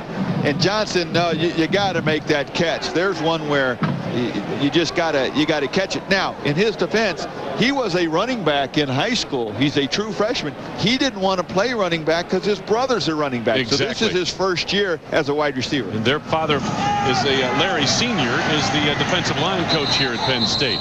Gain of 2 yards there. And let's go down to the sidelines and Jim Barber. Guys, at halftime, we're going to talk about the renovation here at Penn State Stadium. Before next season begins, year 2001, the future home of Joe Pa and his house. By the way, for the folks in Florida that are watching, no recount needed for the 105,000 we've already figured, guys. Oh, that's a cruel slight. I don't know how many in Florida are watching, but if there are any, they probably were Penn State or Michigan State graduates at one time. Third down now. Blitz coming, or so it appears. Casey, lots of time, buys some more. Now under pressure with nowhere to go, and he's brought down. Jabari Hendricks teams up on that sack with Matt Croft, a linebacker. Jabari Hendricks. Michigan State, not a defense that has generated a lot of sacks this year, which gives even more credit to their secondary and the job they've done. This time you have to look at that secondary and the coverage because Casey has plenty of time to throw the ball. Scrambles out, still looking downfield, and really just nobody open. And then the pocket and the pursuit collapses on him, but nice coverage downfield. Zeal Kavanaugh is back deep. Oh, what a punt. Kavanaugh looking for some room. Stutter steps once and twice. Now gets a block. Gets out to the 20-yard line. So it'll be first down for Michigan State from there. Penn State has the lead in a big way. You're watching Big Ten football on ESPN+. Quarter have the hefty advantage. Michigan State scored on its last drive, a long drive that resulted in 3 points. They need 7 on this drive. Following the block, T.J. Duckett, very patient run, gets about 3 yards. T.J. Duckett, the ball carrier. Out in front of that play, he was trying to set himself up around a true freshman by the name of Steve Stewart out of Marion, Indiana. Talked about a patient run, and that's one thing that Duckett does so well. He's got a very good vision. He sets up his blockers very well, and that's because he can see the whole field. He's also got that quickness, that 4.4 to 4.5 speed, that when he sees that, decides to take advantage of it. Doesn't take him long to get there. True freshman Jeff Smoker. Look at the time of possession here in the second quarter. Heavily in favor of Michigan State. Chris Baker down the sidelines. Biggest play of the game for the Spartans. Bao-Ju chases him out. Smoker's pass complete to number 83, Chris Baker. So it's a first down football near the Penn State 41-yard line on a 37-yard pass play. Nice play all the way around by Smoker and Baker, but Marcus Waters throws a great block that really frees Baker up. Beautiful throw. Now watch Waters right there. Blocking on Bao-Ju, really gives Baker the sideline there and lets him pick up another 15 or 20 yards. Good play blocking downfield. First down football just outside the Penn State 40 for Michigan State. T.J. Duckett, straight ahead move, plows his way inside the 40. Down near the 38 or 37 yard line, depending on the spot of the ball. Mid portion of the defense there for the stop. Tackle by number 40. Gain of about 3 yards.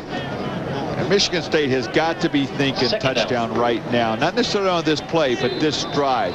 If they can cut this lead to a 28-10 lead, turnovers can happen. Penn State has turned the ball over this year, and they have found some things these last 2 possessions that have worked for them, and they can rely on those things to go back to them. 3 receivers set. Waters at the top of your screen. Smoker lets it go. Nice catch, Herb Haygood, and he's got it inside the 25 of Penn State near the 21-yard line. Number 2, Herb Haygood. 17-yard gain to Haygood. Really a nice catch by Haygood, and the concentration to get, I think he had probably both feet, knowing you only need one in college. Take a look at separation here. Baker's underneath. Not a big area there for Smoker to throw the ball, and he did get both feet in. And the difference now, Wayne, with this offense is Smoker's getting time to throw the ball. They haven't had the sacks they had the first 2 drives. It looks like they made some adjustments up front, maybe in the blocking scheme, to give him some more time. Double tight end formation here. Smoker out of a running formation going for the end zone. LaVale Richardson there. Touchdown! 21-yard pass play to LaVale Richardson. Boy, did that pop wide open. A 1 receiver pass route, 2 tight ends, 2 backs, fake the play action, and Richardson just beat his man, and that looks pretty easy. Take a look here. Richardson getting behind Bao Ju. Ju turns around a little bit late, loses track of where Richardson is, but just a perfect throw by Jeff Smoker. 3rd career touchdown for LaVale Richardson.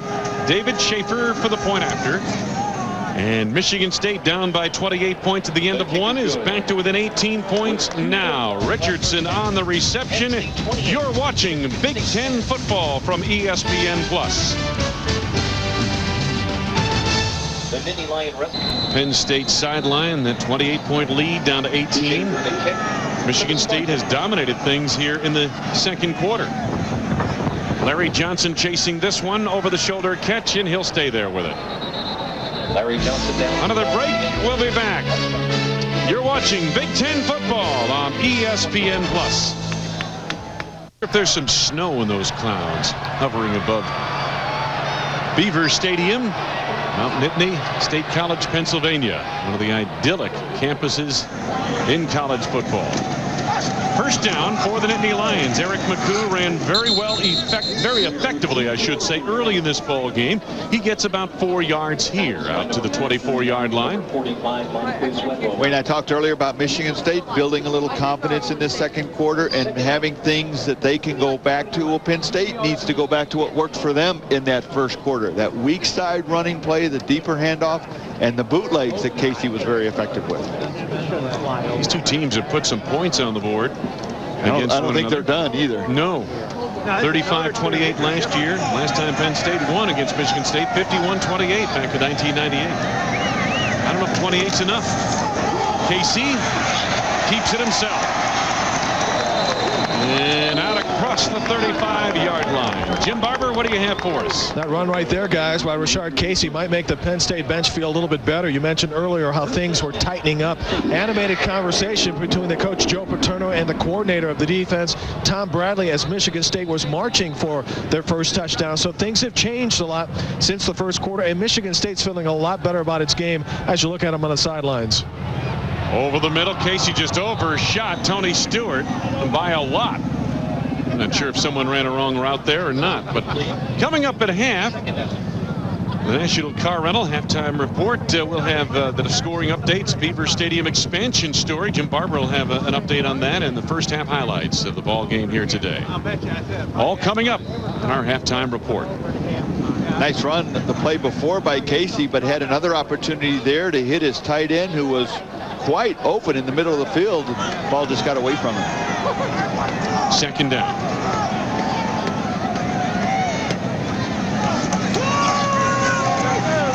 Casey under some pressure from Hendricks.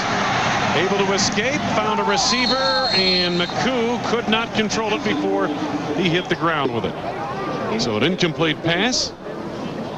Well, that was Jabari Hendricks, who's had a good day of rushing the quarterback thus far, a senior. Michigan State running a stunt, bringing the pressure up the middle, and Hendricks comes through and can't quite get Casey down. But boy, that's a tough throw, running forward towards the left, trying to throw the ball back to the right for a right-handed quarterback. Though McCoo was open, almost an impossible play to ask your quarterback to make. 3rd down and 10 for Penn State with 1:38 to go in this first half.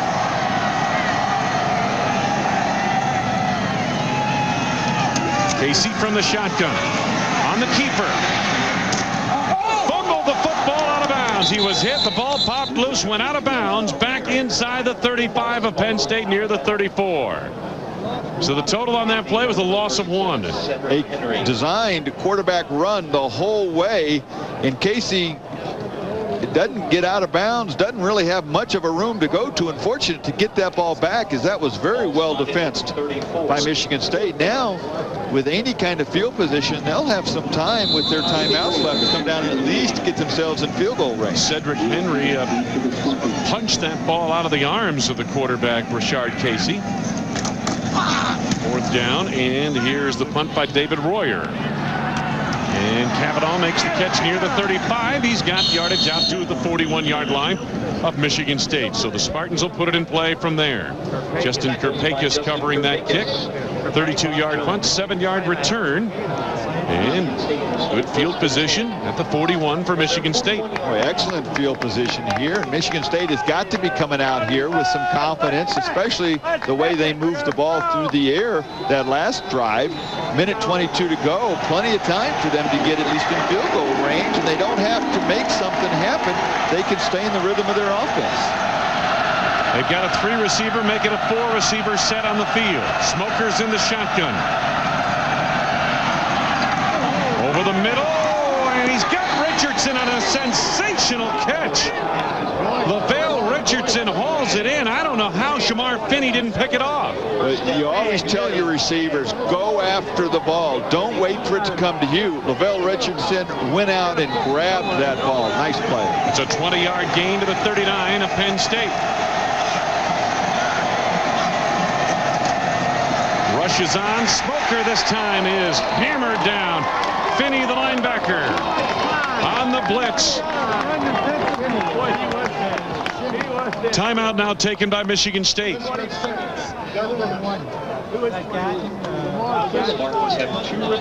Shamar Finney with the sack, and this thwarts the momentum of Michigan State. And nothing thwarts that more than a sack, because Smoker, anytime you can disrupt the rhythm a quarterback gets into, he's got the hot hand right now, throwing with a lot of confidence. That can really take that confidence away. Jim Barber? Guys, both of you have been around football for a long, long time. You've heard a lot of cliches over the years, like, you know, we're a lot alike, the other team. Well, when it comes to Michigan State's Bobby Williams, mentioning that in regards to Penn State, he's right. If you look at the Big Ten Conference season, these two teams have beaten the same teams and lost to the same teams. But look at Purdue. Both Michigan State and Penn State, toward the bottom of the Big Ten Conference at the time, beat the Boilermakers. If that hadn't happened, guess who would be already on their way to Pasadena, California in the Rose Bowl? Would it be old gold and black? Indeed. And this afternoon's 3:30 game in West Lafayette, meaningless. But that's not the case in this strange Big Ten season. In the final weekend of the season, 4 teams at 5-2. 2nd down at about 17, loss of 7 on the previous play. Smoker throws it wide of a safety-bound receiver, Ivory McCoy. Bao Ju out in front of that play, along with Yaakov Yisrael. That wouldn't have gained a first down by any stretch of the imagination. Now it's 3rd down. 58 seconds left to go in the half. Good play, though, Wayne, in that Smoker looking downfield. If something's not open, you get the ball to your tight end to the outside. He picks up 8-10 yards, gets out of bounds, and makes it a more manageable 3rd down. Now with 3rd and 17, pretty hard to pick up.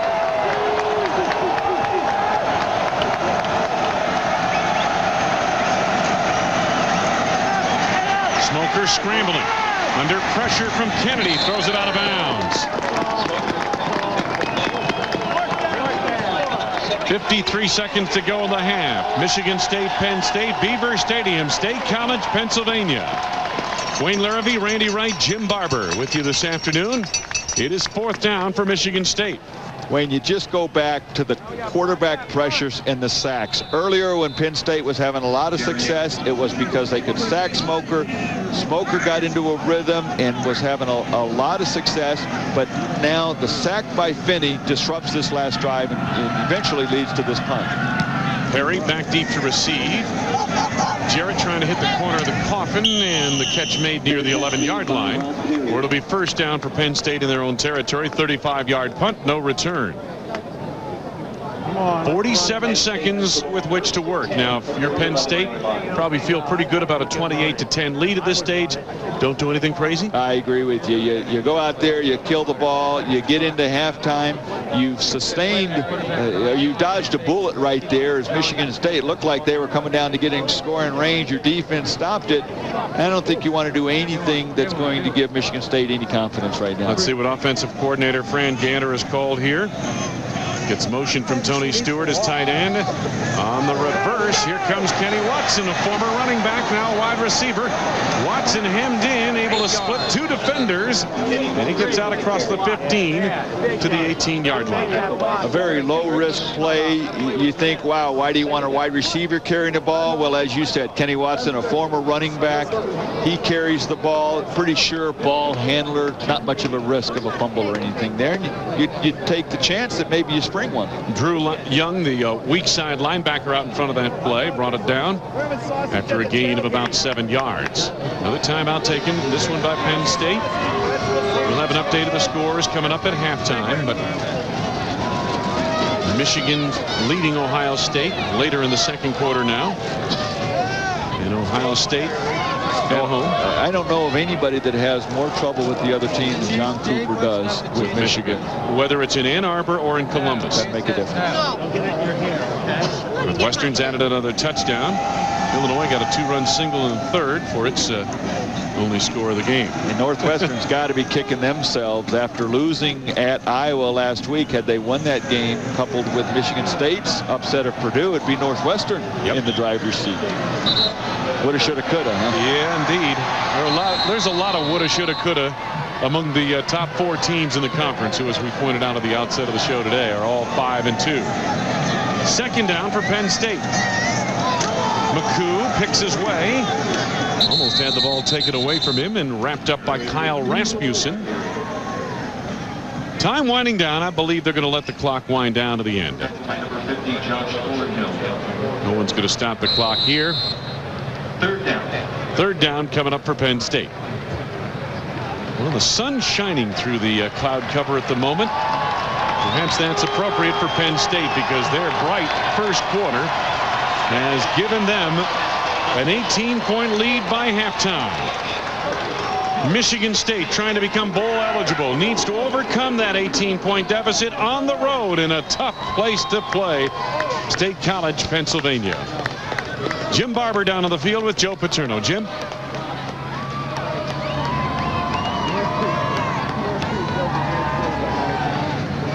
Did some things very well early offensively, and they got a little. They weren't quite with it early, and then they started to get some passes to the outside guys, and we've got to back it in a little bit because of the big back. So you take some chances, but both teams have settled down playing their football game. It'll be a good 2nd half. How important was it to stop Michigan State at the end of the 2nd quarter when they were driving again? I think it was very important. They're back in the ball game as it is. Another score, and they're right on us. But I think it'll be a good 2nd half. All right, thank you, Joe. And let's get back to Wayne and Randy, guys. Penn State bookstore as a sign of our appreciation for their commitment to Penn State Intercollegiate Athletics. So we've reached halftime. From Penn State. Joe Pa looking on.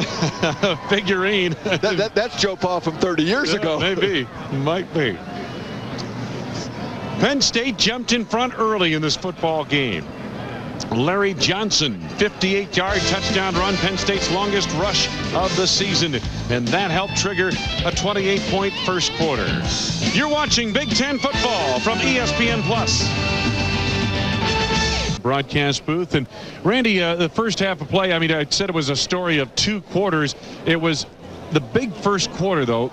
Penn State capitalized with touchdowns. Michigan State just 1 touchdown in its 2 scoring drives. Penn State made some big plays, and as you said, they ended them with 7 points and not just 3 points. Question is, they're playing on emotion. Did they build up a big enough lead? I think Michigan State got into a rhythm in the second quarter and put 10 points on the board, and I think they found some things that they know will work for them. Was the lead that Penn State built up in the first quarter enough? Because there's still a lot of football left to play. Yeah, there's no question. I think Bobby Williams' company out of Michigan State have a run left in them before this one is over. Let's take a look at some of the highlights in the first half. And boy, I tell you, they got off to a quick start in the first drive of the ball game. The leap over the line by Rashard Casey, his first touchdown run of the day. And then watch this one. This is only a 3-yard touchdown run from the line of scrimmage and untouched into the end zone, his easiest touchdown of the season, perhaps.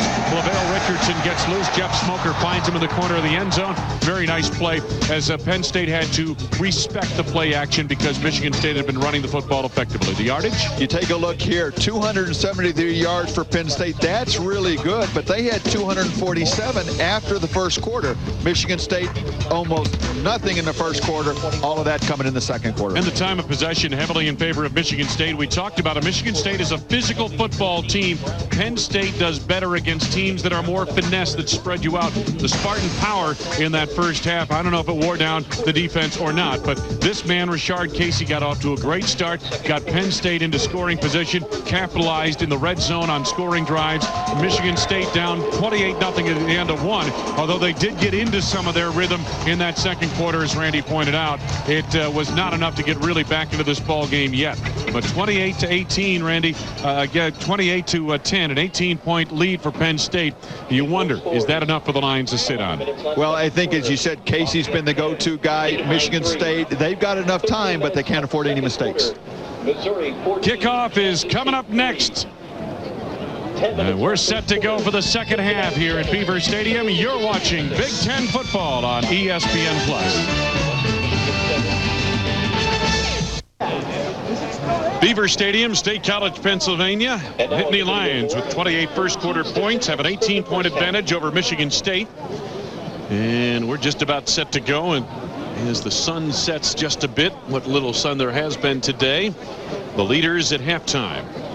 Smoker 9 of 15 and 135 yards. Not a bad first half. And that's all second quarter. Nobody really being dominant right now. What is noticeable by its absence is T.J. Duckett, not really a factor in that first half. And you wonder, Randy, with the score being 28-10, does that take him out of it yet? It clearly takes him out of it the way that Michigan State would like to use him. With the fact that it's 18-point deficit in the second half now, as you start that, we said at halftime, there's enough time for Michigan State, but they can't afford any mistakes. They also probably need to create a turnover or two. T.J. Duckett successful to an extent when he's been in there, but yet with the score being what it was, Michigan State having to go to the air more than they would like. What has to concern you if you are Michigan State and you're going to, against this bend but don't break Penn State defense, get into the red zone? You've got to do a better job of scoring touchdowns in the red zone than your average for the season. Absolutely. And they, as you said, their average would not indicate that is something they can rely on. Set to go. David Schaefer has it on the tee, and we are underway in this second half. Third quarter, Larry Johnson makes the catch near the 4. Johnson picking his way on the short side of the field, finally angled out of bounds. That was Schaefer, the kicker, who finally got him out. Well, we talked about the tailbacks, and this is what they've done thus far. McCoo, most of that on the first 2 drives of the game for Penn State. And when you look at Duckett, we thought he had to carry the ball at least 25 times, and it's hard to stop Duckett with your defense, so maybe the best way is to stop him with your offense. You score 28 quick points, and you take the ball out of his hands. So to be first down now for the Penn State Nittany Lions. Football near the 31-yard line. Eric McCoo. One of the more talented tailbacks they've had here. They've asked him to do more than any other tailback in Joe Paterno's 35 years at the helm. Play action. Casey pump fakes. Casey looking still to make a play, and now in trouble, and down he goes. A gain of a yard is about all they got out of that, and maybe Wayne, that was a great point you just brought up with Eric McCoo. He's a tailback that they have asked him to do more than anybody else ever in Joe Paterno's tenure here, and that shows you some of the problems they've had with this offense, most notably the wide receivers, because they've had to split him out. They've had to throw the ball to him from his tailback position, from the wide receiver position. They've had to move a running back over to the wide receiver position in Kenny Watson, and Eric McCoo has responded very well. Drummond got off to the slow start with a knee injury early this season. Now Casey, this is a keeper. Straight quarterback sweep. And he is ridden down across the 40-yard line. Josh Shaw got there defensively, but not before the Nittany Lions have picked up a first down near the 41-yard line in Penn State territory. Opening drive, third quarter. Some people will look at Rashard Casey and say, well, he reminds me of Antoine Randall at Indiana. Really, both very successful runners, but different kinds of quarterbacks. I think Casey throws the ball better. I think he's got a very good understanding of the passing game. He's a longer strider, very fast, but not near as quick as Randall. Two tight ends in the game. One of them's in motion right now from the top of your screen, Stewart. And on the handoff to McCoo, he is rooted out and driven down. Eric McCoo on the carry. Very little gain, if anything. Matt Dawes, a linebacker, made an undercut move on the tackle. So many times the opening possession of the second half can dictate what happens the entire second half. I think that's even more so the case for these Spartans here. They need to make a stand defensively and give their offense good field position and the ball back quickly. Plus, they need to set the tone for the second half. 2nd and 10, no gain on that play. Casey, they picked up the blitz well. Wide open, and he has got his man, Tony Johnson, inside the Spartan 45 to the 43-yard line on a 16-yard gain. Michigan State coming out defensively, playing aggressively. This time comes with the blitz. Look how well it's picked up. There you see McCoo pick up Richard Brown. That opens the alleyway, and Rashard Casey can hit a wide open Johnson right in stride. Penn State trying to build on its lead. This is the opening drive of the second half. They have marched to the 43-yard line of Michigan State. Casey on the fake handoff gets a good block. Boy, and look at the tight end sustain his block as Casey escapes out of bounds with a gain of about 5 yards near the 38-yard line. That was the tight end, John Gilmore. You hear a lot about Tony Stewart, who is the outstanding All-American candidate tight end for Penn State. But really, John Gilmore has had an excellent day today. Maybe he doesn't have the same numbers or gets the same recognition. If you're going to play at Penn State, you want to play tight end, they're going to play 2 or 3 of them because it's a team that really relies on that position, both in the running and passing game. Tight end is a position that many feel, what's happened to the tight end in college football? There aren't many good ones around. We've got a couple of good ones on the field here today for both these teams. This is McCoo eluding defenders in the backfield, and he inches the ball inside the 35 of Michigan State near the 34, about a yard short of the first down on a gain of 3.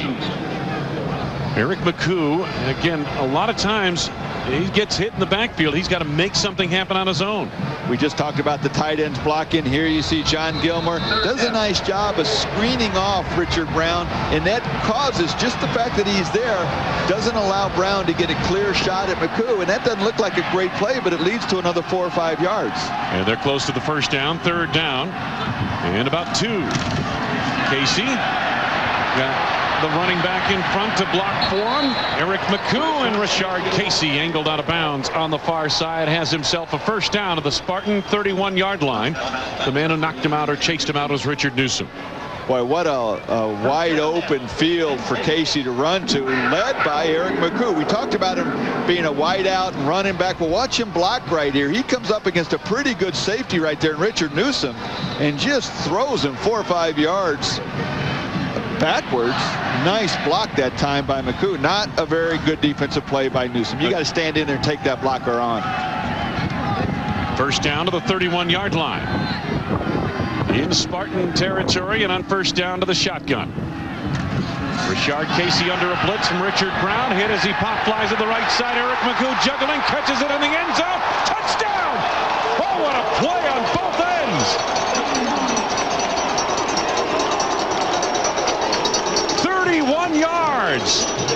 And it was an adventure from the very beginning. What a nice job by Casey, standing in the pocket, knowing he's going to get hit, takes that hit, but stands in there. Now you watch McCoo lined up at the wide receiver position. Watch him just go right by Cedric Henry. Now that's a cornerback covering a running back.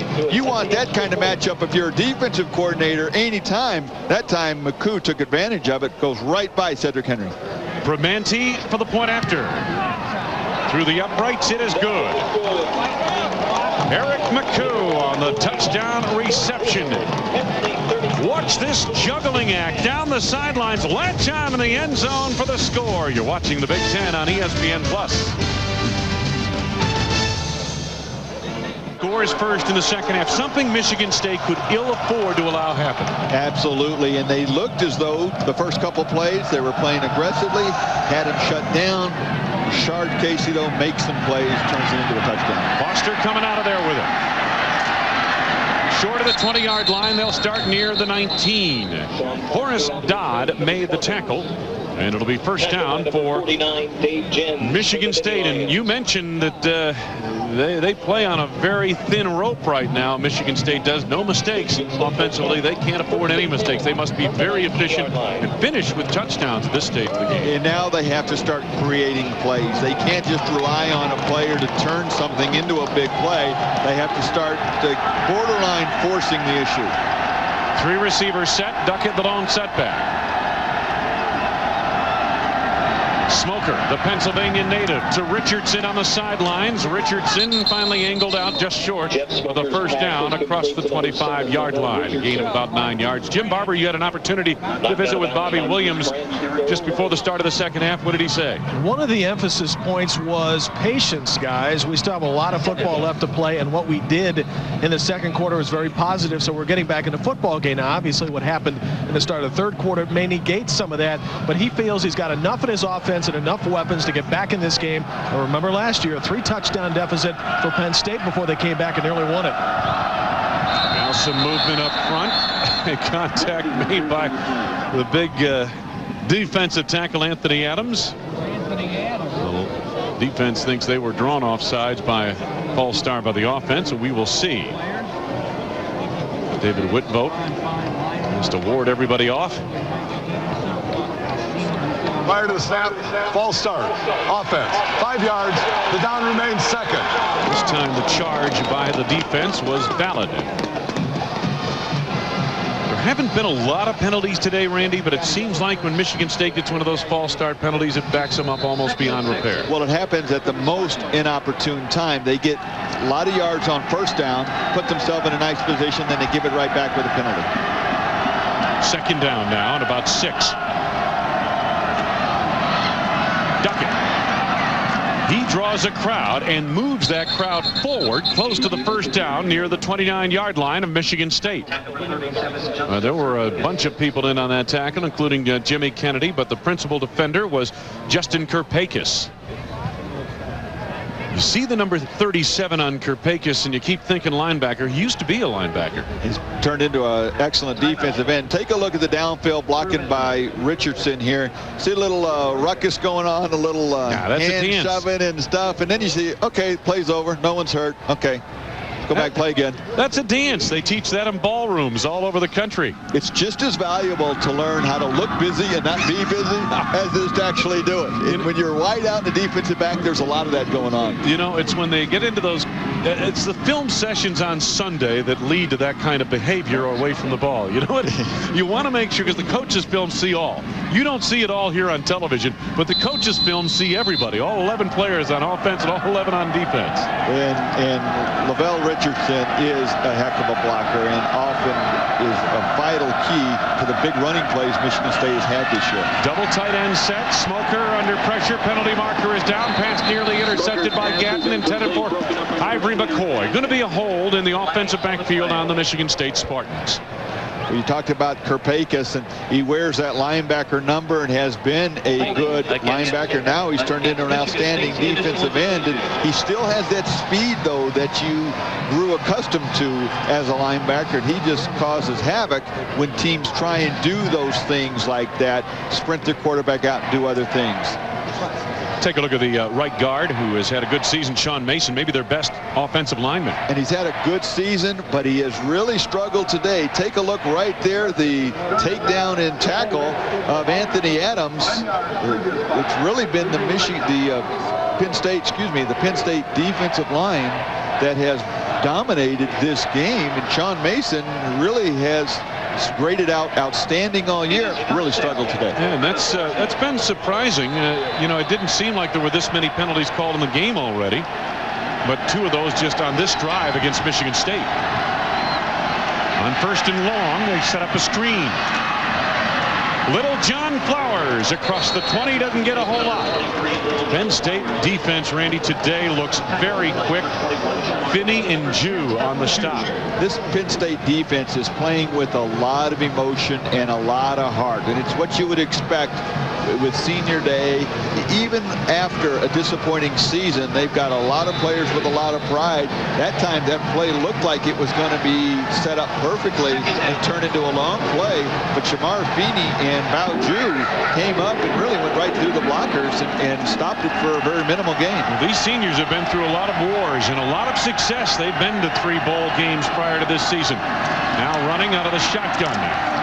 Not a whole lot there, as again, whether they're fooled or not, they're quick to get back to the ball are the defenders of the Nittany Lions. Aaron Gatton made the stop of the play along with Finney on Little John Flowers, who picked up yardage across the 25-yard line to the Michigan State 27, 3rd down, and about 13 yards to go, a little bit less than that. Wayne, we talked a lot about senior day and the emotion, and sometimes you think that can be blown out of proportion, but it really does have a big impact, especially emotionally, and playing at home on senior day makes it that much better for that team. Smoker under a rush, under pressure, buys some time. Oh, and Watson could not haul it in. Looked like it might have gone through his hands. Coverage provided by Bruce Branch. Downfield, a tight pocket for Jeff Smoker, who hung in well and appeared to make a good throw. Well, Penn State is not sitting back playing conservatively. They're coming after Smoker. Here they bring the blitz. You see it from the right side of the screen. Smoker steps up, and I'm not sure that Waters looked like he ever saw that ball. It went right through his hands or right behind him, and that was a very well thrown ball. No reason Waters couldn't come down with that. Bruce Branch back deep. Jarrett has been busy today, and he just got that one away. Branch gets by the first man. They string him out toward the sideline and cover him up near the 33-yard line. Penn State gets it back offensively, leading by 25. You're watching Big Ten football on ESPN+. State trailing now by 25 points. My goodness, does he go to chemistry class dressed like that, or do they? I don't know if you'd want to see them outside the creamery after hours. They look like a dangerous bunch. First down. Casey still got it. And he's looking deep. No, he goes underneath and pass off the hands of the intended receiver, Kenny Watson. Initially, he wanted to go downfield to Drummond, but Rashard Casey's had an outstanding day. This, his 2nd touchdown run of the day. Little 3-yard scamper untouched into the end zone, opened up like the Red Sea for Moses. Then watch this one. Rashard Casey, 31 yards over the top. McCoo bobbles, but gathers it in the end zone for the 31-yard touchdown score. That's the first score of the second half, and has given Penn State its commanding advantage at the moment. When you take a look at these numbers, sometimes with a quarterback, it's not how big the numbers are, it's when they come. And Rashard Casey, especially on the ground, picked up valuable yards, though maybe not huge numbers, key first downs. Omar Easy cuts it back around the right end, and he has a first down near the 43-yard line. Jim Barber's on the sidelines. Jim? Wayne, the folks that cover Penn State football know Omar Easy hails from Jamaica. Started playing football finally a couple of years before his college days. The only time when he went to high school in Boston. His freshman year was notable here at Penn State too. During one of the practices in the summer, he went down. He was okay, but he's just trying to catch a breath with all the hot air that was going on in the stadium. And the coach came over and said, "Get up, Omar, get up." And Omar goes, "Oh man, this game is too tough for me, man. I want to rest a little longer." He gets it again. No rest for the weary. 11-yard gain on his last carry. And he gets almost 7 yards here, close to the midfield marker. Fran Ganner, the offensive coordinator, told us the only thing that Omar Easy really needs is just more playing time, more carries. He hadn't played a lot. He doesn't have a lot to rely back on. He just needs experience. Well, Wayne, with Eric McCoo and Larry Johnson in the same backfield, how do you decide how much more playing time he's going to get? Well, he didn't play football till his till 11th grade, till his junior year in high school. So that's not a lot of time as you get a look at Fran Ganner. Boy, he's been here a long time. Fine offensive coordinator, these Nittany Lions. 2nd down. Casey, short set, throws the slant. He's got Larry Johnson inside the Michigan State 40-yard line, and it's becoming a clinic. A 12-yard gain to a 1st down. Nice job by Penn State matching up Larry Johnson against the strong safety Thomas Wright. Generally, when you can get that matchup, you like the strong safety, but Johnson runs very good pass routes, as does Eric McCoo, and I think that's the difference. When your running backs can run such good pass routes, break them off sharply, you give that quarterback a huge target to throw to. 1st and 10. Casey under pressure from Myers, sets up a screen. Easy breaks a couple of hand tackles, and he's inside the 30 down near the 25-yard line. Omar Easy, 13-yard gain. Richard Newsom, the principal defender. And now you've got to wonder about the spirit of this Michigan State squad. Well, there's no question what the spirit of this Penn State team is. Nice job by Casey setting up. Watch the right side of your screen. You see Nick Myers hesitate because he knows of Casey's ability to run. Casey lets the defensive rush come in, then just makes a nice little easy throw. That is a nightmare for a defensive lineman. He's bearing it on the quarterback. He's facing him. He knows the screen is set up behind him, and he can't do anything about it. You just kind of freeze. From the 25, it's a 1st down for Penn State. Omar Easy, big hole right side, and he plows inside the 20. Close to the 17-yard line. A gain of about.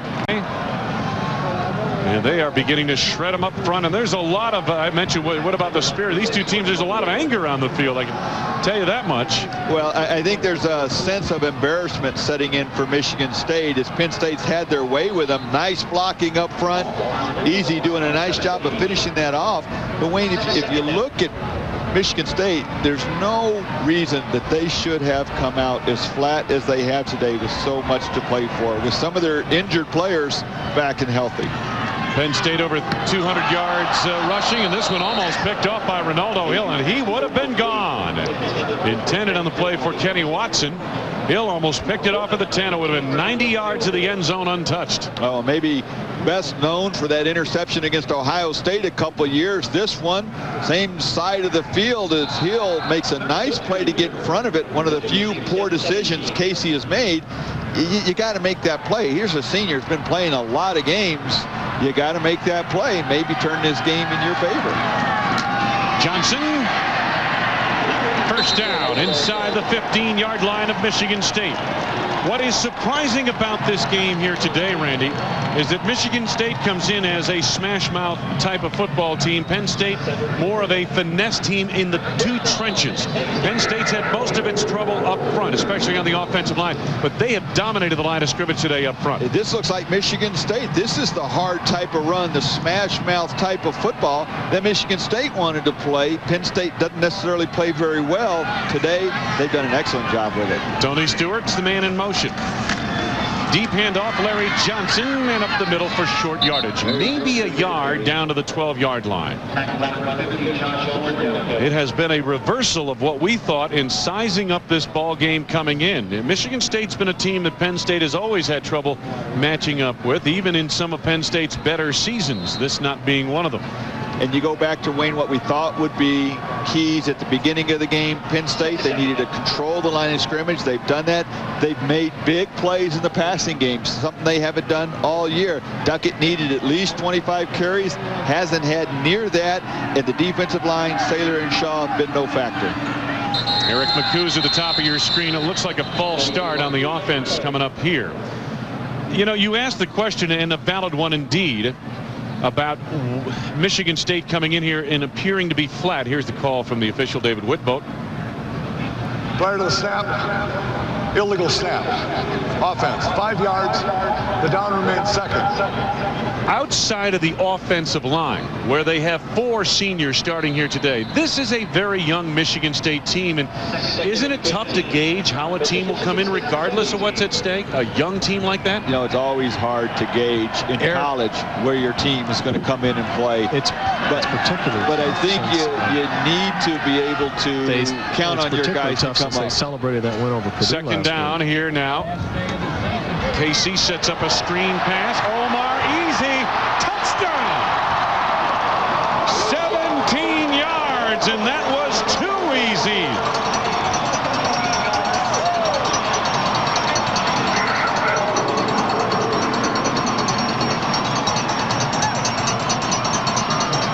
Eric McCoo has had a break this drive, but I don't think they've missed a beat with Omar Easy being in there carrying the load. He is a load.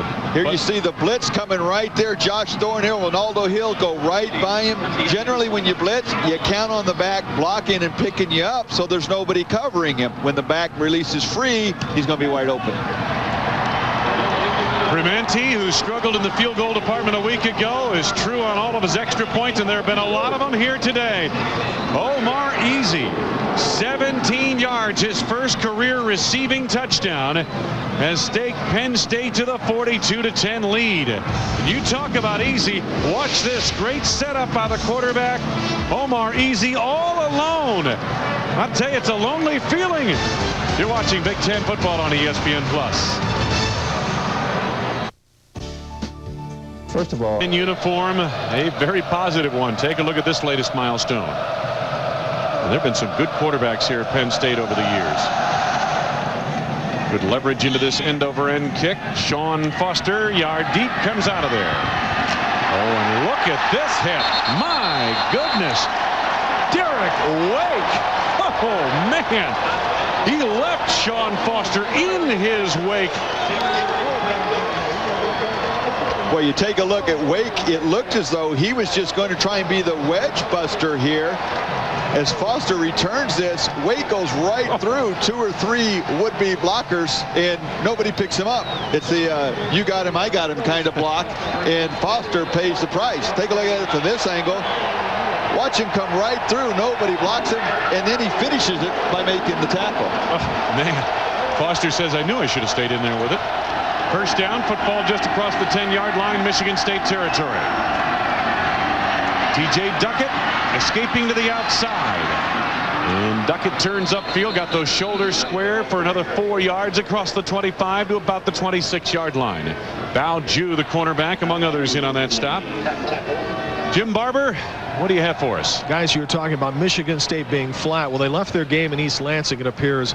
From last week's win against Purdue, there was a lot of celebrating on campus. The Boilermakers were the 9th-ranked team in the country at that time, trying to get a Rose Bowl bid. Michigan State beat them handily. And in fact, some of their players did the Heisman Trophy poses as a mock to Drew Brees while the game was going on. So it appears emotionally a lot of it was spent last week, and none of it has transferred over to this week. Jim, not a lot of Heisman performances down there today for the Spartans. Smoker on the rollout. Nice throw. Good catch by Haygood, but they're ruling incomplete. Apparently didn't have control as he hit the ground. Well, you know, the thing about that is, and I go back to a relatively young team, Jim, in Michigan State, and that's the hardest thing for them to learn. They reach the crescendo, but how do you stay up there? Usually young teams go through extreme highs and extreme lows, and that certainly has been the case for Bobby Williams' club this year. Very good point, particularly when everybody's congratulating you on campus as to a super win. It's the first big win you might have had in the conference ever since you've stepped on campus at Michigan State, and there hasn't been any carryover, and it has been hard for them to get back. You know, Randy Wright had a big win in his 81 season over #1 Michigan, so perhaps he recalls what it's like to come back the week after. Yeah, Randy, what did you guys do the week after?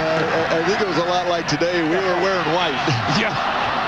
Here comes the tight end, and Baker stays in play and picks up another 5 or 6 yards out close to the midfield marker. So Baker picks up a sizable chunky yardage on a 24-yard gain, and it's first down near the 50-yard line. And over to chase him down on that play. All the way from the defensive line, Bob Jones. Going back to the point we just talked about, the three of us, you can't emphasize the importance of this game, though, for Michigan State. They're a very young team. They had a lot of injuries, so a lot of young players had a chance to play. But by qualifying for a bowl, going to a bowl, you get all the extra practices, all the extra experience that your players can benefit from, and that's really the measure today in the Big Ten. Smoker under pressure, and it's raining Lions in the Spartan backfield. Sacked back near the 44-yard line. 5 sacks today. Jimmy Kennedy led the way on that one.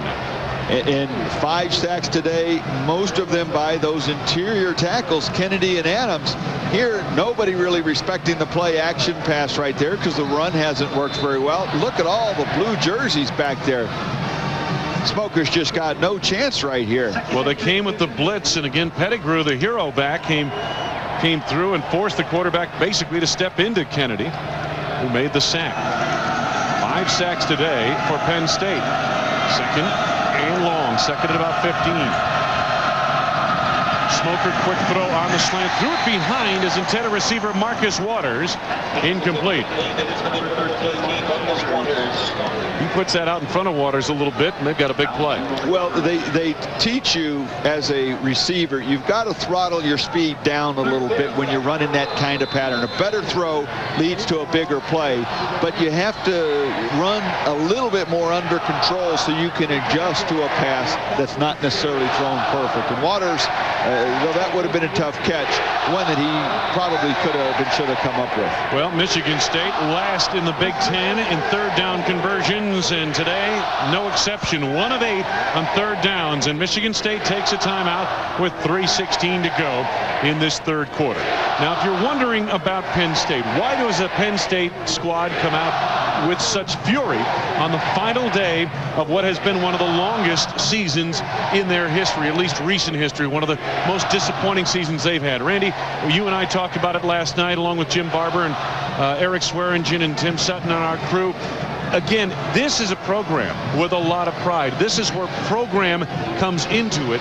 And now you're in a situation where this program, they've had a disappointing season, but these kids have won a lot. They're winners overall, and they want to come out and finish this season strong. No question that this is a game that when you think back of this year, a lot of these players will think of this. Let's take a look at some of the other scores around the Big Ten. That Ohio State-Michigan game has been going on concurrent with ours. And Michigan still leading 21-12 in Columbus. Meanwhile, Northwestern piling it on Illinois. Illinois playing without its quarterback, Kurt Kittner. A long day in Evanston for the Fighting Illini.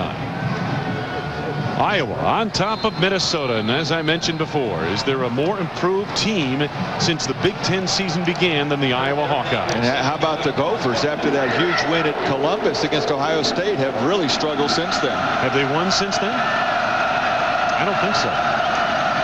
Smoker flushed from the pocket, chased by Kirpakis.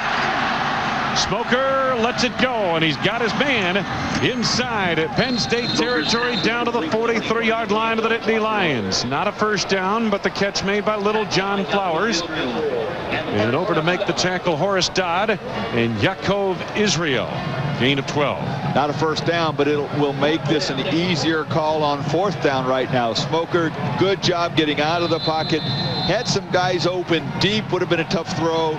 Good job coming down and finding little John Flowers open. Smoker has better mobility than he's given credit for, Randy, it appears. I think, Wayne, he plays much more mature than a true freshman. He's grown up a lot this season because he's had to. I'm really impressed with him physically and mentally. Very fluid. Spartans 7 of 14 on 4th downs this year. Blitz is on. No chance for Smoker. They brought the linebacker, Horace Dodd. 6 sacks for Penn State's defense here today. They came in with just 23 sacks on the season. Michigan State trying to set up the screen to the left. There's nobody there. It was well defensed. And the problem with that is it's your only option. And on 4th down, you put your quarterback in a tough spot when you only leave him one option. If it's not there, you see the result. This ties the season high for sacks in a game for Penn State. They had 6 against Pittsburgh earlier this year. Now first down at the Michigan State 47-yard line for Richard Casey and company. Mike Ceramelli, the fullback, gets the call. Ceramelli, the senior, a fifth-year senior out of Allentown, Pennsylvania, and it's nice to see this kid get a carry or two. Second down coming up off the gain of about 6 yards. We are at State College, Pennsylvania, Beaver Stadium. Wayne Larrabee, Randy Wright, and Jim Barber as the Nittany Lions mired in a 4-7 campaign, trying to go out on a high note. Michigan State at 5-5 came in here with hopes of going to a bowl game, but they had to win here today to qualify. They're down big at 42-10. Late in the third, Casey looks to the air again, going deep and overshot Drummond, incomplete.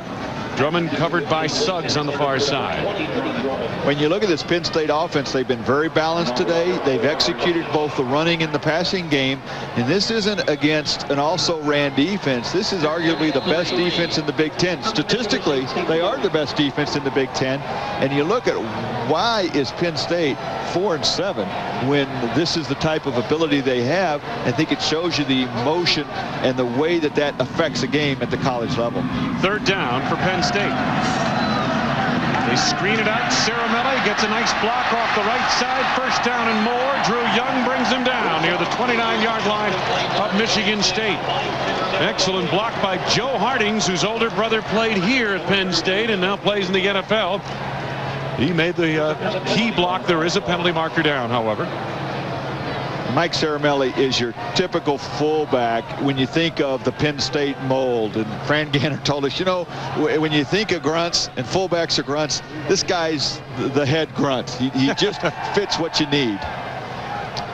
After the play, personal foul, defense, half the distance penalty, automatic first down. We have seen some frustration fouls committed by Michigan State dating all the way back to late first quarter in this game. Well, and I think they had reason to show their frustration because they got behind by such a large number so quickly. You hate to see that as a coach. You need your players to have the kind of character and respect regardless of what it is. If you're going to get frustrated, don't take it out by a personal foul. Take it out by playing better. Start doing some things better and take that frustration out that way. So they add to the 11-yard gain, and Penn State uses a timeout with 1:14 to go here in the third quarter. Apparently they didn't have the right personnel on the field or the right play called. So they'll talk things over. 2 timeouts remaining for each squad here, but you don't get the feeling like that's going to come into play in a 42-10 game at this stage. Jim Barber, what do you have on Coach Williams? Well, Wayne, we often ask ourselves, has anybody ever played against Randy Wright? Not up in the broadcast booth, but on the playing field. And Bobby Williams actually did as a member of the Purdue Boilermaker football team back in the early 80s. This titanic matchup, covered by many, was won by Mr. Wright by a score of 20-14. I was hoping to ask Bobby about that, but I don't think he feels pretty good about what's going on today. So I don't need to bring this up at this point, but congratulations, Randy. Your legacy continues to grow as the years go by. I can always rely on my broadcast partners to point out the few bright spots back then. Yeah, we try to get an old view. And, you know, we try to get an old picture of you back in the 80s, but you look just the same as you do now. How can that be? Oh, he's an ageless one, Jim. He's ageless. You know, I actually looked 40 back then. The pressure in this business does not seem to bother him, and that's surprising. I'll tell you, he is cool even in the broadcast situation. First down, Penn State. Football just inside the 15 of Michigan State. Casey out of the shotgun, Ceramelli alongside. Quarterback draw. Casey looking for, boy, that little pocket he was in would not open up for him, and Josh Thornhill brings him down with help from Matt Croft, who's played a pretty good ball game here today off the bench for Michigan State. Sometimes you try and run the same play one time too many. The quarterback draw snuffed out pretty well. Josh Thornhill, perfect position right there. Casey, a little bobble at the end of that play. Fortunately, got that ball back. Casey goes to the sidelines, and Matt Seneca comes on. And Casey gets a nice round of applause here at Penn State. Seneca is a sophomore from Allentown, Pennsylvania. His first pass play of the game, broke it up incomplete. McCoo was open, but ball took a little while to get there, and Cedric Henry able to recover and break it up near the 5. Quick snap, caught Michigan State unprepared as McCoo was uncovered from his wide receiver where he lined up, the wide receiver position. Seneca saw it, tried to get it out there, just couldn't get enough on it. There you see him recognize it, get it out there. Oh, just you slow down, catch the ball first, then run. But sometimes, you know, you're that wide open and your eyes just light up and you just can't wait. There's Seneca's numbers on the season. He threw a 50-yard touchdown bomb to Bryant Johnson last week at Michigan. State coming on a blitz. Seneca, and the ball tipped incomplete. That was Jace Saylor who tipped the football, and it fell harmlessly incomplete. And it'll be 3rd down coming up. Seneca is really the only true quarterback backing up Rashard Casey this year. They've got 2 outstanding freshmen that they are redshirting this year. Seneca, just a sophomore, looks to be at least the front runner to take over for Casey next year, but they're pretty high on those young quarterbacks they've got. It'll be quite a competition. I beg your pardon, it was 4th down coming up now for the Nittany Lions, and this will be about a 37-yard field goal attempt for Ryan Primanti. Primanti missed 3 of 4 last week at Michigan. This one, line drive kick, is no good. Penalty marker down in the middle of the fray. Rashard Casey looking on. His career apparently over here at Penn State now. Well, a nice ovation for him as he was brought out. Nice job by Joe Paterno pulling him off of the field when Penn State had the ball so that he could enjoy that ovation. And well deserved, especially the way he played today. David Whitvote still sorting it out.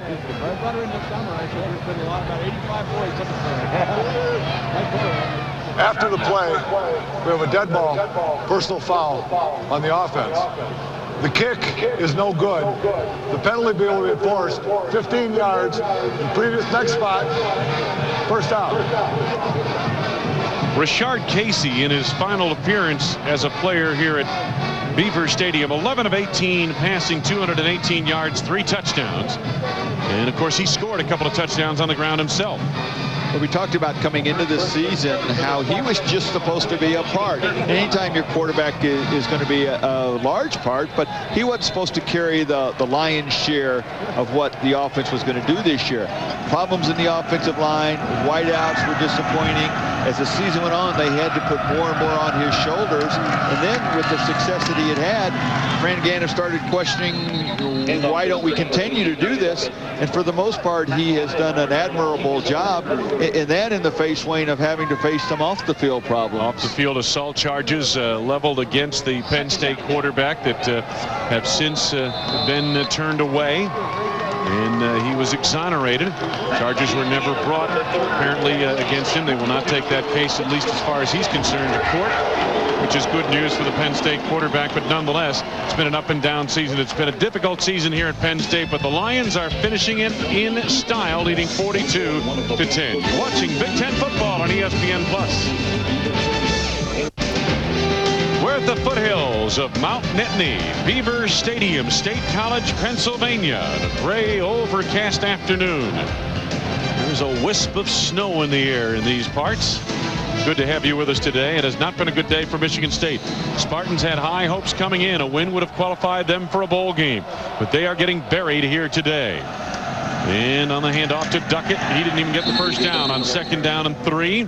Picked up about a yard. Again, I've been so impressed and somewhat surprised by what we've seen from Penn State, not only in their offensive line, but their defensive line as well, Randy. They've been dominant. A lot of young players in that defensive line, too. Justin Kirpakis, the only senior, Jimmy Kennedy, Anthony Adams, Bob Jones, young players that'll be back next year, and some key young players behind them. Michael leads the team in sacks, just a sophomore. 3rd and 2, Michigan State.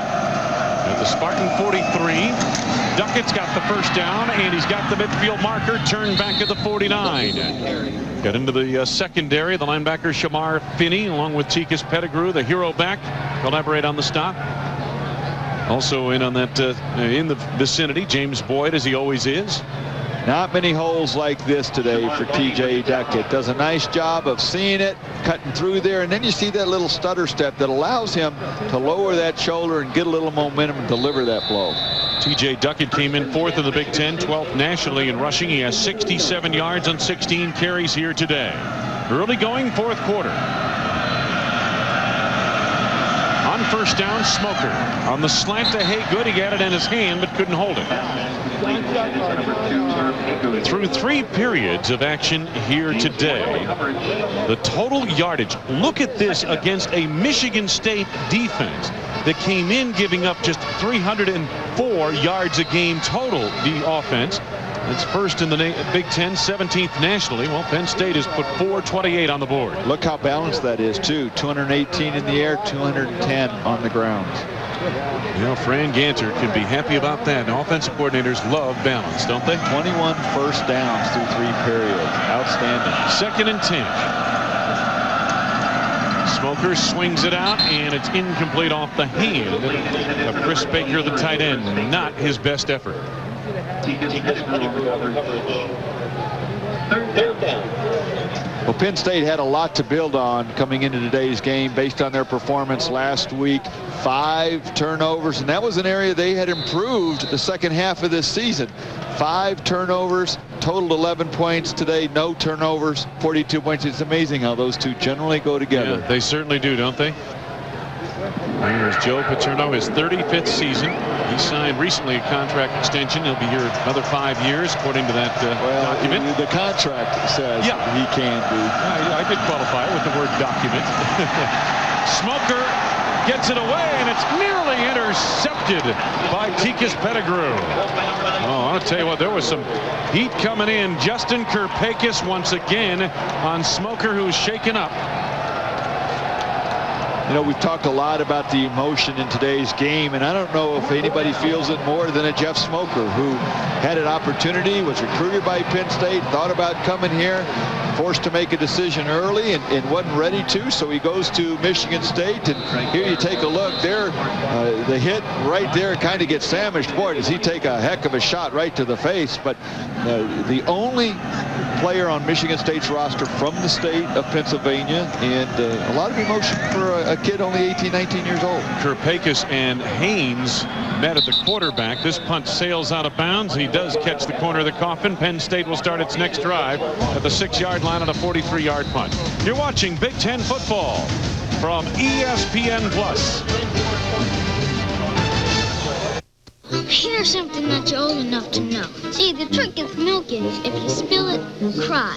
Now, Wendy's chicken nuggets you have to protect. They're so good, everybody tries to take them. But if you bite them all right when you get them, nobody would touch them. Wendy's 99-cent all-white meat chicken nuggets. It's a small price to pay for great chicken. I almost forgot. Kids can double dip. Grown-ups can't. Understand?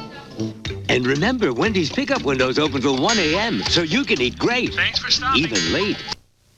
It's trade-in days at Computer Tech. Trade in your shovel, your work boots, your sweatsuit, your tennis shoes, your long hours, your uniform, your little paycheck. Well, the Lion thought it would be an uphill climb for his team today. I don't think this is what he had in mind. You know, when I was in school, that was called body passing. I think it still is. Body passing new school, huh? First down for Penn State. The worst field position to start a drive today for the Nittany Lions. Larry Johnson trying to nudge it out to about the 7-yard line on a gain of 1. Smoker went out. He was sandwiched moments ago by Haynes and Kirpakis. What can you tell us about him, Jim? Tackled by number 95, John Shaw. Second down.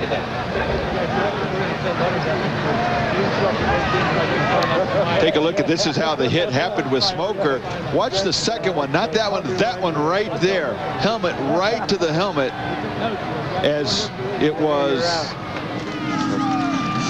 Michael Haynes, 81, that applied the first hit to it, and just a shot to the head, and no wonder Smoker's dazed off the field. Gain of a couple of yards there for Larry Johnson.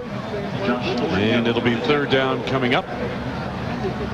So Smoker tries to gather his wits about him. It's been a rough day for him. It's been a rough day for him, Wayne. Not the kind of day that he wanted to have coming in here to his home state, but rest assured he will get plenty of opportunities to face this team again.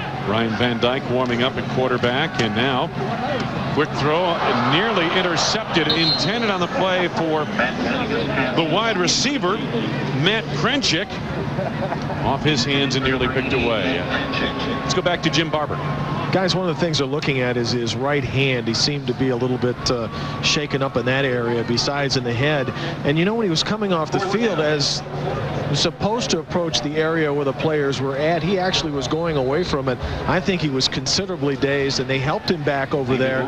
Then he smiled a little bit after some attention, so I think he's coming around okay, but for a few minutes looked rather shaky. Zeal Kavanaugh back deep, and this a shank of a punt. The caroms out of bounds from David Royer, and it'll be first down Michigan State near the midfield marker when we resume. You're watching the Big Ten on ESPN+.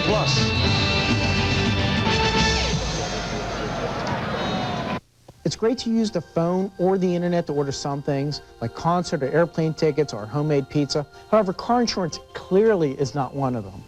Hi, I'm Jeff Zuckerman of Ryan's Auto Glass, and I've discovered that while you may get a great low rate over the phone or the web, great service is another thing. It's simple. Trust your local insurance agent to personally process your claim, and trust Ryan's Auto Glass to fix your car fast. For a recommendation of our local insurance agents, call us at 1-800-GET-RYAN. I guess it was about a year ago something really different happened to me. The inventor of this machine, the torso track, asked me to give him 1 minute of my time. I did, and for 1 minute I did this exercise. Penn season, Penn State rolling 42-10 over Michigan State. Just over 12 minutes to go in the game. Ryan Van Dyke on at quarterback in place of Jeff Smoker, and Van Dyke to the air off play action, and he is going deep for LaVale Richardson. Incomplete, couldn't quite haul it in. Bowju was there defensively near the Penn State 15-yard line. Ryan Van Dyke started the season as the #1 quarterback, got hurt, and has played sparingly since then. Not shy coming into the game. Just actually a very nice throw, and one that Richardson just couldn't hang on to. Behind the defenders, as you said, Bowju, it just couldn't hold on to it. But back to Van Dyke, he had a hand injury early in the year and has never really been able to overcome that. He's not been able to practice, he's not been able to lift weights, and never really been able to recover that completely.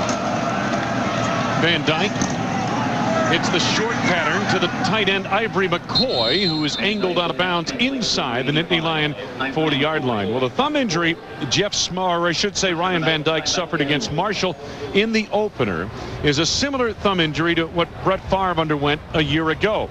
And in fact, the Michigan State medical people talked with the Green Bay Packers trainers and medical staff to try to get an understanding as to how to treat the injury. It's an injury, Randy, that really doesn't go away. It's right at the base of the thumb, very difficult injury to play with, and what happens is it robs you of your accuracy. Some balls you throw really well, and hey, you got the zip on them and everything, and then other balls just get away, and inexplicably so. And it was a very frustrating injury for Brett Favre a year ago. It's been equally as frustrating for Ryan Van Dyke this year.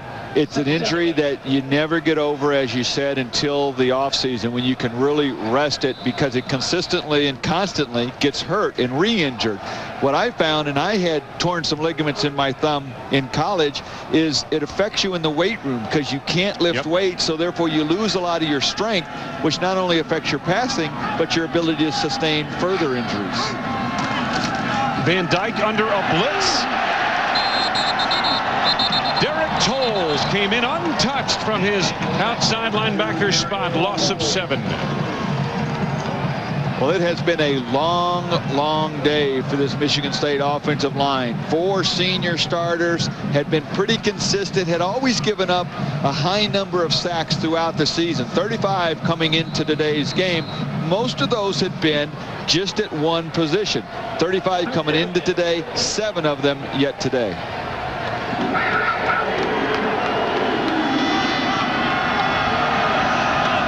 Ulish Booker, the offensive tackle on the near side of your screen, on the left side of the offensive line. They have given up that sack, but that was a blitz that came through, and now Van Dyke gets a wide receiver loose down to the Penn State 30. It's Herb Haygood, and he got buried on the play by James Boyd. 12-yard gain. They are short of the first down.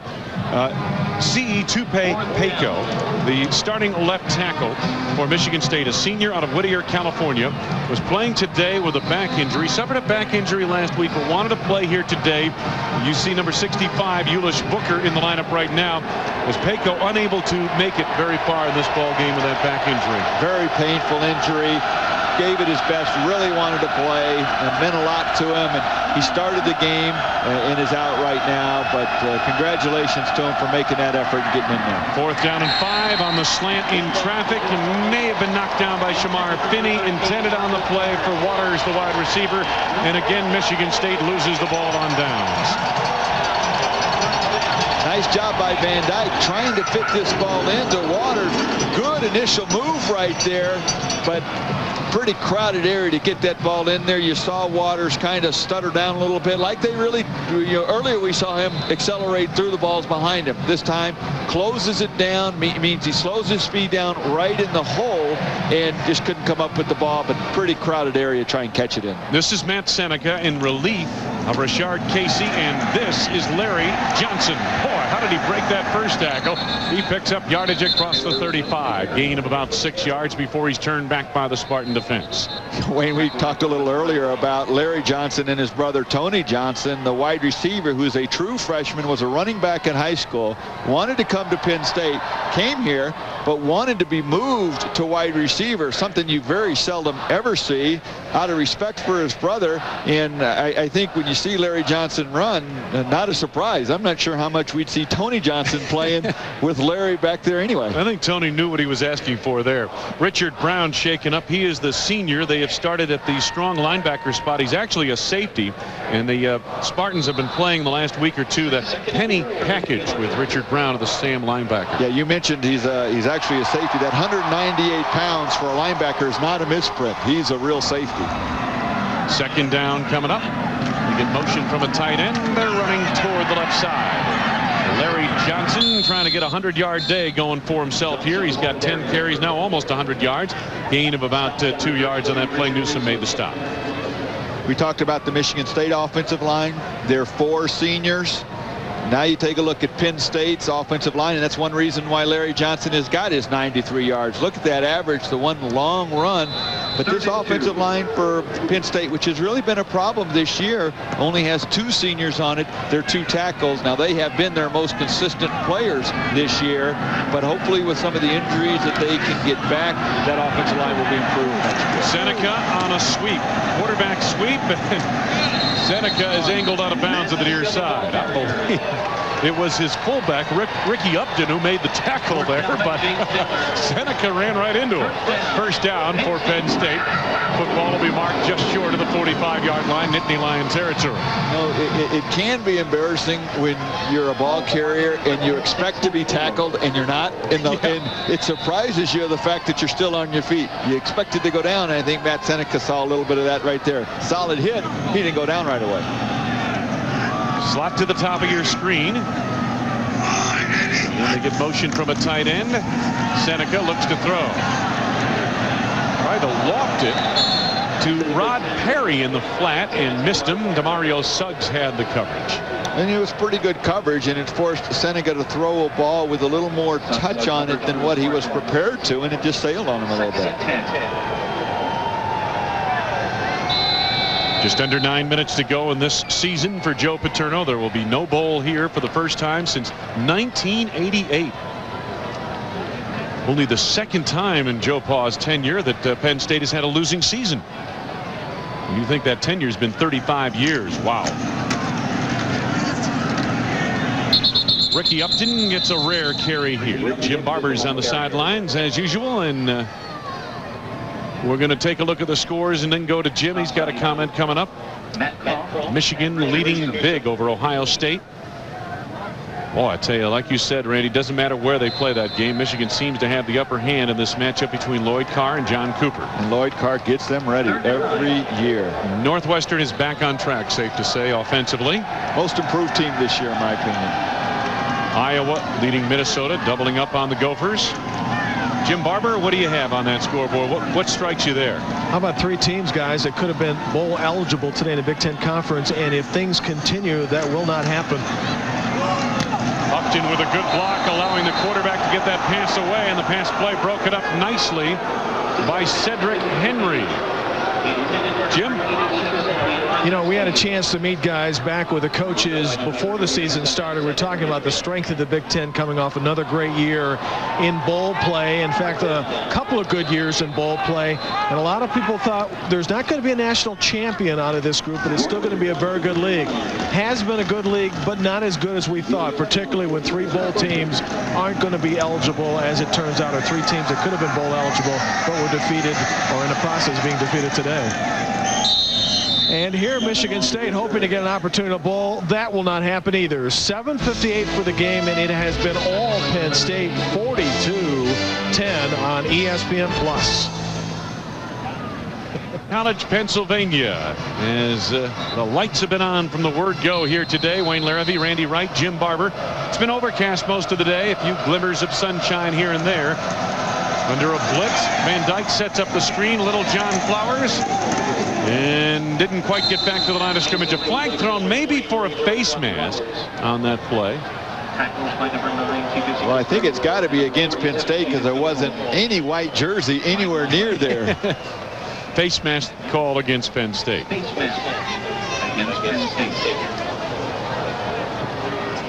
The Lions will close the season with a roar. For Michigan State, the Spartans a disappointment to end their campaign, a injury-riddled 5-5 season thus far. Personal foul, face mask, defense, 15 yards from the previous spot, automatic first down. TJ Duckett had a huge game against Penn State last year up in East Lansing.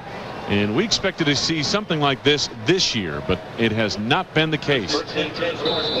Well, this defense has been very well prepared and has played with a mission. And the weakest part of that defense may have played the best with that running defense shutting down Duckett.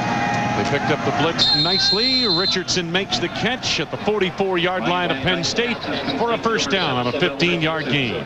You look at Michigan State, they start thinking about next year, and they're going to have 2 good, experienced quarterbacks to choose from, with Jeff Smoker, the true freshman this year that has played a lot and played very well. Ryan Van Dyke, hurt earlier. This was really his first year as a starter. Got a lot of ability, a great kid, and really haven't been able to get a true feel for him because of the injuries and the types that he has had. How about this hole for TJ Duckett? 44-yard score. TJ Duckett, a 44-yard. That's a little bit like what he did last year. Well, this game. Tom Bradley told us the danger in facing a TJ Duckett is he'll go 4 yards, 3 yards, 4 yards, 5 yards, and then boom, the big play, the 50-yarder comes and gets you, and that's what we need to shut down. Well, that's a heck of a run, and it's the touchdown type of run that Tom Bradley wanted to prevent, but he's done a great job of shutting him down all year. Huge hole. Duckett uses that quickness to get through there, then that speed to outrun the secondary. But Tom Bradley's got to be pretty happy other than that play, the job his defense has done. David Schaefer's point after makes it a 42-17 ball game in favor of Penn State. 7:28 to go in the fourth quarter. Take a look at the blocking right at the point of attack there. Sean Mason, who struggled today, wonderful block right there on Jimmy Kennedy, and frees Duckett all the way into the end zone. And you haven't seen that very often today. We were talking about next year. Let's take a look at Michigan State and what their schedule will bring them. Central Michigan to start it, then they'll face Missouri. They get Missouri at home after having beaten them down in Columbia, Missouri this year. Then at Notre Dame, that's a regular. This Big Ten season will start on September 29th against Northwestern. Then Iowa, Minnesota, at Wisconsin. You got Michigan, Indiana at home, and then at Purdue and Penn State back home. No Ohio State on that schedule. That must be one of the 2 teams that they miss next year. Well, that may be good for Ohio State with the way Michigan State has played against them in the past. Bobby Williams, it's been a tough first full season for him. He took over this squad after the regular season last year and coached them to a win in the bowl game. And this year it's been injury and bright moments and then low light. moments, and this is one of the low spots. This kick will tear him out of bounds, and the flag comes out. If it could go wrong for Bobby Williams and his Spartans, it has gone wrong here today as he shakes his head. So it'll be first down for Penn State, and they place it down to the 35. You know, you learn things as a player and as a coach. And one of the things in his first year as head coach, you'll learn how do you keep your team on an even keel after the emotional games, wins and losses. After the emotional win last week against Purdue, obviously Bobby Williams he needs to go back and look at it and say, what did we do wrong this week to come out the way that we did, and build from that, because there will be more of those emotional wins that his team has.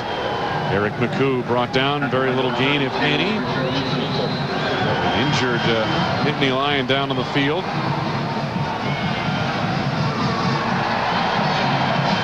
The offensive lineman Gus Felder still down. He's a junior out of Philadelphia, missed 3 games earlier this year due to a sprained knee. He's come on to play well the last couple of weeks.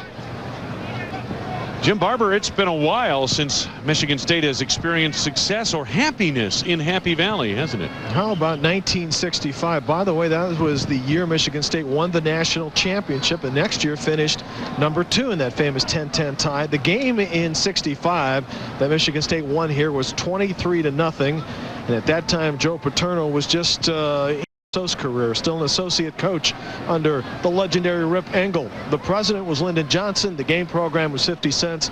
I wonder what the price of gasoline was back then. Jim, that program today will cost you about $3. Yeah, and we know what gasoline costs. And you're mentioning 5-year contract for Joe Paterno. As we take a look at the injured player, you know, Joe has said all along, I may coach a long time, so 5 years is no big deal to me. And perhaps we'll see him coach deep into his 70s or beyond that. He's still very fired up about the game. And even though this year was a bit of a distraction for the off-field things that went on with Rashard Casey, this win today will keep them going throughout the winter months and get them ready for next year. And they open up with the Hurricanes of Miami on September 1st here at Beaver Stadium. Miami could come in as a defending national champion if things all work out before this year is gone.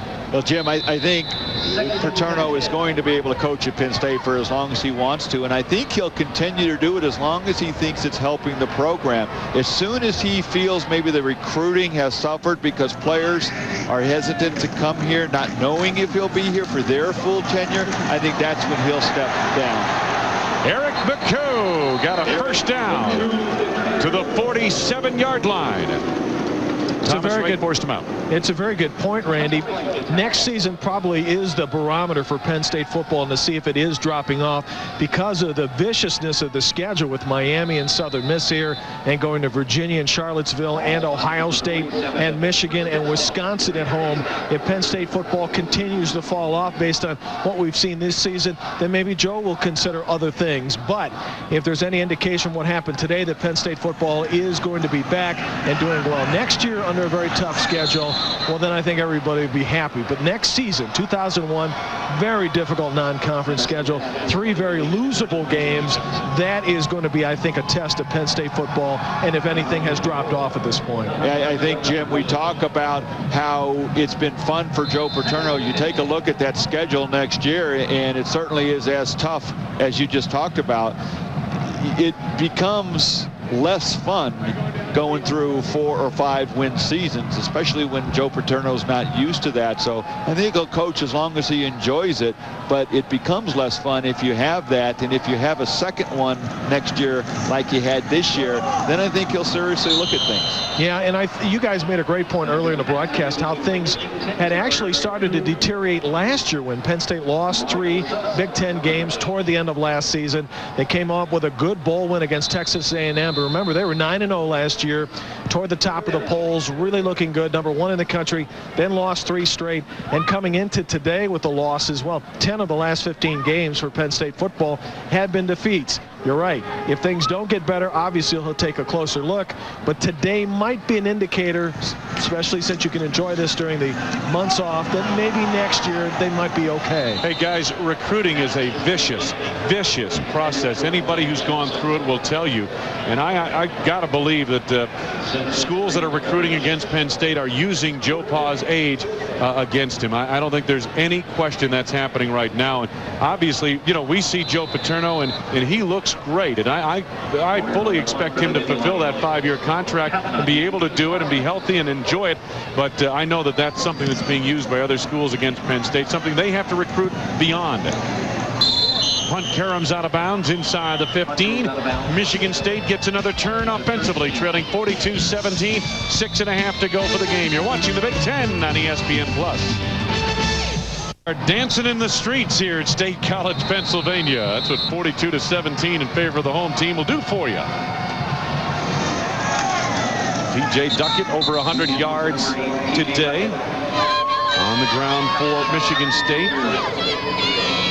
And that is his 7th game of 100 yards or more in his career.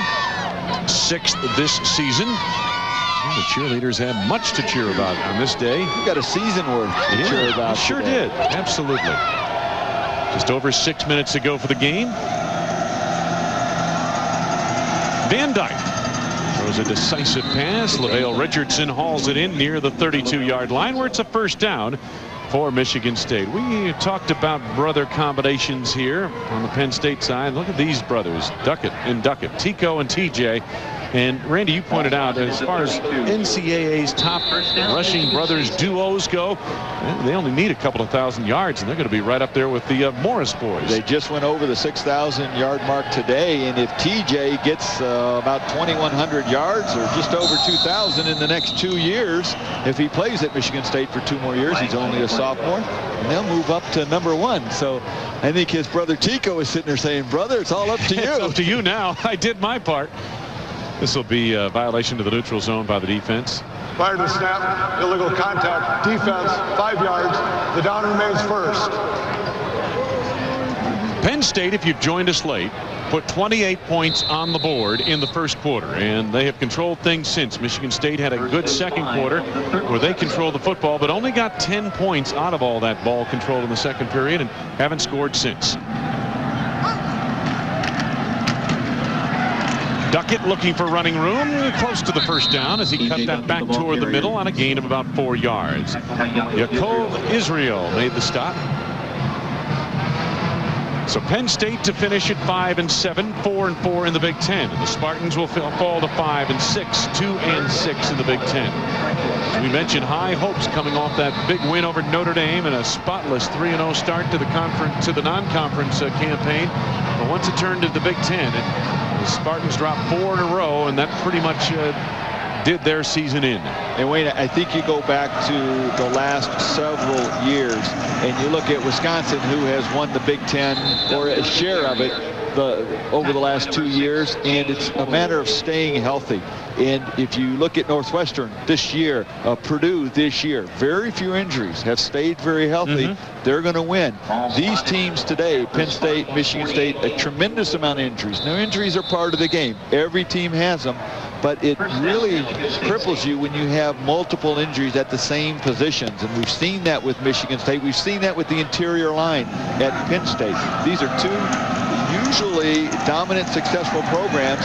Neither one will go to a bowl this year. And I think you need to go no further than look at how they were hurt by injuries and their inability to overcome that and the young players they were forced to play. You can get away in a lot of conferences with a less than exemplary offensive line, but you can't get away with that in the Big Ten. Not week after week. It's too physical a conference, and for a team that plays physical football, you build your program around physical style of play like Michigan State does. When you have injuries on either side of the line, offense or defense, it's going to affect you more so than it would maybe a Purdue, though it affects them certainly to a great extent also. It really has affected Michigan State this year. That's why they went through that run of 4 in a row where they opened the Big Ten. Let's see if we can take a look at some scores. Top 25 across the country. We've kept you up to date on the Big Ten scores. Not much has changed there, but Kansas State now is edged ahead of Missouri. That game's gone back and forth a little bit. Georgia Tech is piling it on Maryland in the ACC. In the SEC, it's been all Tennessee today over Kentucky. Southern Miss has jumped ahead of Cincinnati at halftime at Conference USA after Cincinnati took a 7-0 lead. Nice throw and catch, and out of bounds is Ivory McCoy, a former fullback, now playing tight end for the Spartans, from Ryan Van Dyke. Pittsburgh and Temple, it took 4 quarters before Pittsburgh was able to get on the board against Temple. And of course, in the game that goes back almost 200 years to our founding fathers, Harvard leading Yale 17-14. You talk about bragging rights, and those are national bragging rights. Oh, absolutely. Those are political bragging rights. Presidents come out of those schools on a regular basis. Matter of fact, the 2 contenders for the presidency. 3-3-0. And they want to get the clock straightened out here. Even at a 42-17 ball game, and the crowd boos. I believe Al Gore attended Harvard at some point during his matriculation through higher education, and George Bush through Yale. So you think they're having a little rivalry right now? I think there's rivalry that goes beyond football between those 2 camps. Richardson there, and the play broken up beautifully by James Boyd, who has had an all Big Ten caliber campaign, the senior from Chesapeake, Virginia. Boy, nice play. Looked like it was an open receiver. Van Dyke just didn't get the ball high enough, but I think it was just an outstanding play by Boyd as he comes over, knocks that ball down, saw it, had it in his sights the whole way, steps up and makes a nice play. Second down and 10. Football's at the 26-yard line of Penn State. James Boyd has set a record for Penn State defensive backs, and there have been some great ones that come out of here for a number of tackles in a season. Over 100 tackles for James Boyd. Van Dyke under pressure now. They swing out a pass to Wilson. He made the first man miss, and now he's got some help. Wilson inside the 10 to the 5, diving for the end zone. Touchdown. What an effort. Travis Wilson, redshirt freshman, Howell, Michigan, 26-yard run. Well, we mentioned the fact earlier these fullbacks are used more for blockers for T.J. Duckett, but Travis Wilson, a redshirt freshman, DeJuan Moss, a sophomore, both of them capable in their own right. What a nice individual play by Wilson to get himself into the end zone. Well, those fullbacks don't get the football very often, Randy. When they do, they don't carry. In fact, Wilson has yet to carry it this year, that being just his 4th reception. And even DeJuan Moss only 31 carries in 10 games. 4 receptions for Wilson now, but 2 touchdowns scored as Michigan State goes for the 2-point conversion.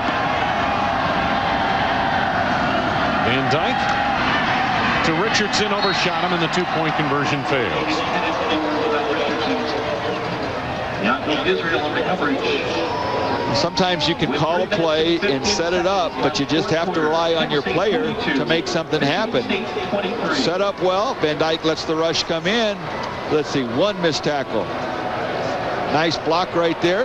And then you just see a couple of missed tackles that had a chance to keep him out of the end zone. He's determined and pays off. You know, Tom Bradley, the defensive coordinator at Penn State, mentioned Travis Wilson to us by name, but he was talking about him as a blocker, not as a receiver and runner.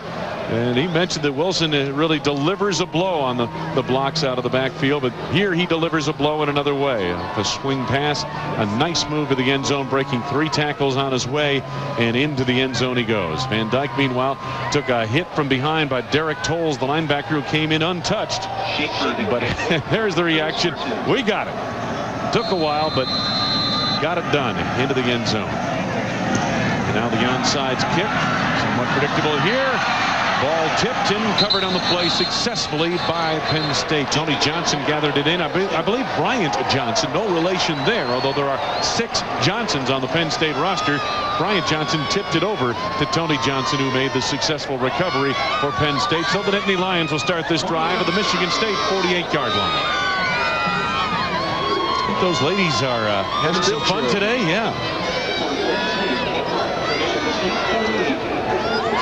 Director Tim Sutton points out those may be senior day cheerleaders. That could be seniors. Where will they cheer next? maybe in the XFL. I don't know. Can only wonder. How about that? How many games in Soldier Field in January are you going to go to? I don't think any. Well, they've got the governor of Minnesota doing analyst work on that. Randy, you'll just have to run for political office. That's all. I'm not going anywhere near that one. Tommy Thompson, he's probably going to retire soon, or maybe move on to the George Bush cabinet if it all comes together. Who knows? That spot could be open and could have your name on it. We'd still let you come back and do color commentary in the afternoons of the Big Ten. My weekend job. Yeah, your little weekend job there. The legislature takes the weekends off, especially when the Badgers play at home. Why not? Second down coming up here now for Penn State. Tony Stewart in motion. And Eric McCoo trying to pick up some yardage here to the 40-yard line. Well, they can look forward to having, if all goes well, Eric McCoo back. And Randy, we have seen evidence here today and throughout the season with the many different ways they've used Eric McCoo that this is a talented running back. He does not have the kind of offensive line that a Curtis Enos had or Kijana Carter had here at Penn State. But boy, he's been asked, as Franny Ganner mentioned, he's been asked to do more than any of those other great tailbacks at Penn State. He's been asked to be a blocker, a receiver, a wide receiver, a running back, obviously. McCoo 71 yards now on 15 carries. Seneca ran into trouble here.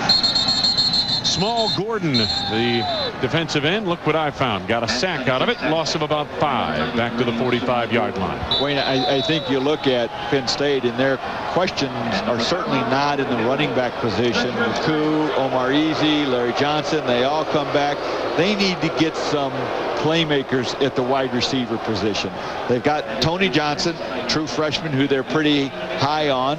They have Eddie Drummond coming back. He's just a junior, and hopefully he'll be healthier next year. Kenny Watson is a senior, moved over. They also lose their big tight end, Tony Stewart. That's going to be a huge loss and a void they're going to have to fill. But Penn State needs to expand the field. They need to spread things out a little more, and they need to do that with getting some playmakers at that wide receiver position. And as far as Michigan State goes, what do they have to do to take the next step up the ladder? Well, they need to have the kind of receiving core that they had last year. They need to keep their quarterback healthy, whoever it is. And I mean, that's not in their control, but that was a big problem they had this year. Their big question mark is going to be that offensive line. 4 seniors start in that line. It's going to be tough to replace all of them and have some consistency. Trying for the corner of the coffin, and it caroms into the end zone. David Royer, the punter, had play 16 down inside the 20 coming into today's game, but not that one. 1:25 to go. So Penn State with a 42-23 lead. It'll be interesting also up at East Lansing next summer. There'll be a little bit of a quarterback derby going on. Ryan Van Dyke will be back healthy, and Jeff Smoker, who gained some valuable experience, and you mentioned you were impressed with the way he played this season, showed maturity beyond his years and experience. I think Smoker has played very well. Not his best game today, but he had no help, and it was like a sieve blocking for him up in front. And I think he really did a nice job. Should be very happy with his performance overall this season, especially being forced to play maybe a little earlier than what he was ready to because of the injury to Van Dyke, and earlier than what Bobby Williams wanted him to have to play. But Van Dyke also a good quarterback, very talented. This year kind of not really a wasted year, but a very disappointing year because of the injury and the type of injury he's had. He's been able to play, but not to his ability because of that. So when they both get healthy, I think they'll be a good battle. Sam Rue, a freshman out of Aurora, Ohio, made that sack. 8th sack of the day for Penn State. They came in with 23 all season. TJ Duckett, maybe the final carry of his season. Tough yardage for Duckett. He does draw a crowd, doesn't he? Under 30 seconds to go for the game. Wayne, I think you look at Penn State, they're going to have quite a quarterback competition too. Those 2 redshirt freshmen they're very high on, will be redshirt freshmen next year. And Matt Seneca, he's got to be the front runner coming in as the only one with any experience. So time winding down in this one. And I don't think they're going to get another snap off before it's over. For Joe Paterno in his 35th season, maybe one of his longest seasons in terms of disappointment. This game finishes on a high note. And there's the reception by Richardson, gets by Tikas Pettigrew, but James Boyd, who set the record for defensive backs making tackles at Penn State, gets the final tackle of this season. Joe Paterno heads over. He's just a victory short of Bear Bryant on the all-time wins list for coaches in Division I football. So Paterno and Williams exchange handshakes, and this one comes to an embittered defeat for Michigan State. They had a lot at stake coming in here today. With a bowl bid on the line, they lose and fall to 5-6, and they will not go to a postseason. Penn State gets the win, finishes 5-7, and there is a look right there. 323 for Paul Bear Bryant, 322 for Joe Paterno. He had expected to eclipse that 323 this season, but things didn't quite go that way for Penn State. A rough season that began with a couple of shocking non-conference losses, but they finished the year on a high note in winning this game here today. Wayne, as much as Penn State struggled early this year offensively, I think they're going to study this game film. What they do today offensively that was so different, because they sure had a lot of success. I think you go back to that quarterback position and the way Rashard Casey made some plays today. But it was the defense that set the tone today. 8 sacks overall defensively, 2 of them coming on the opening 2 drives for Michigan State here today, Randy, and that seemed to set a tone. That gave the Penn State offense field position. Their first drive began 51 yards away at the 49-yard line of Penn State, and they motored quickly into the end zone and had Michigan State on its heels the rest of the way. Well, anytime you're playing more on emotion than you are on ability, when you have some success with that, that just helps carry that emotion for a longer period of time. And it was well into the second quarter before Michigan State ever got untracked, and by that time the snowball had started rolling and it was too hard to overcome. The final numbers: 462 yards of offense put on the board against the best defense overall in the Big Ten. 309 yards per game given up by Michigan State coming into today. So that was an impressive performance by this Penn State offense here today. And the balance you pointed out on the ground, through the air, and the sacks for Penn State, that really set the tone. It was a day to celebrate the final of the season for the Penn State Nittany Lions. They do it in style, led by Larry Johnson. There's a future for him here, no question about it, and much to cheer about on the sidelines. Final score, 42-23, Penn State. For Randy Wright, Jim Barber, I'm Wayne Larrabee.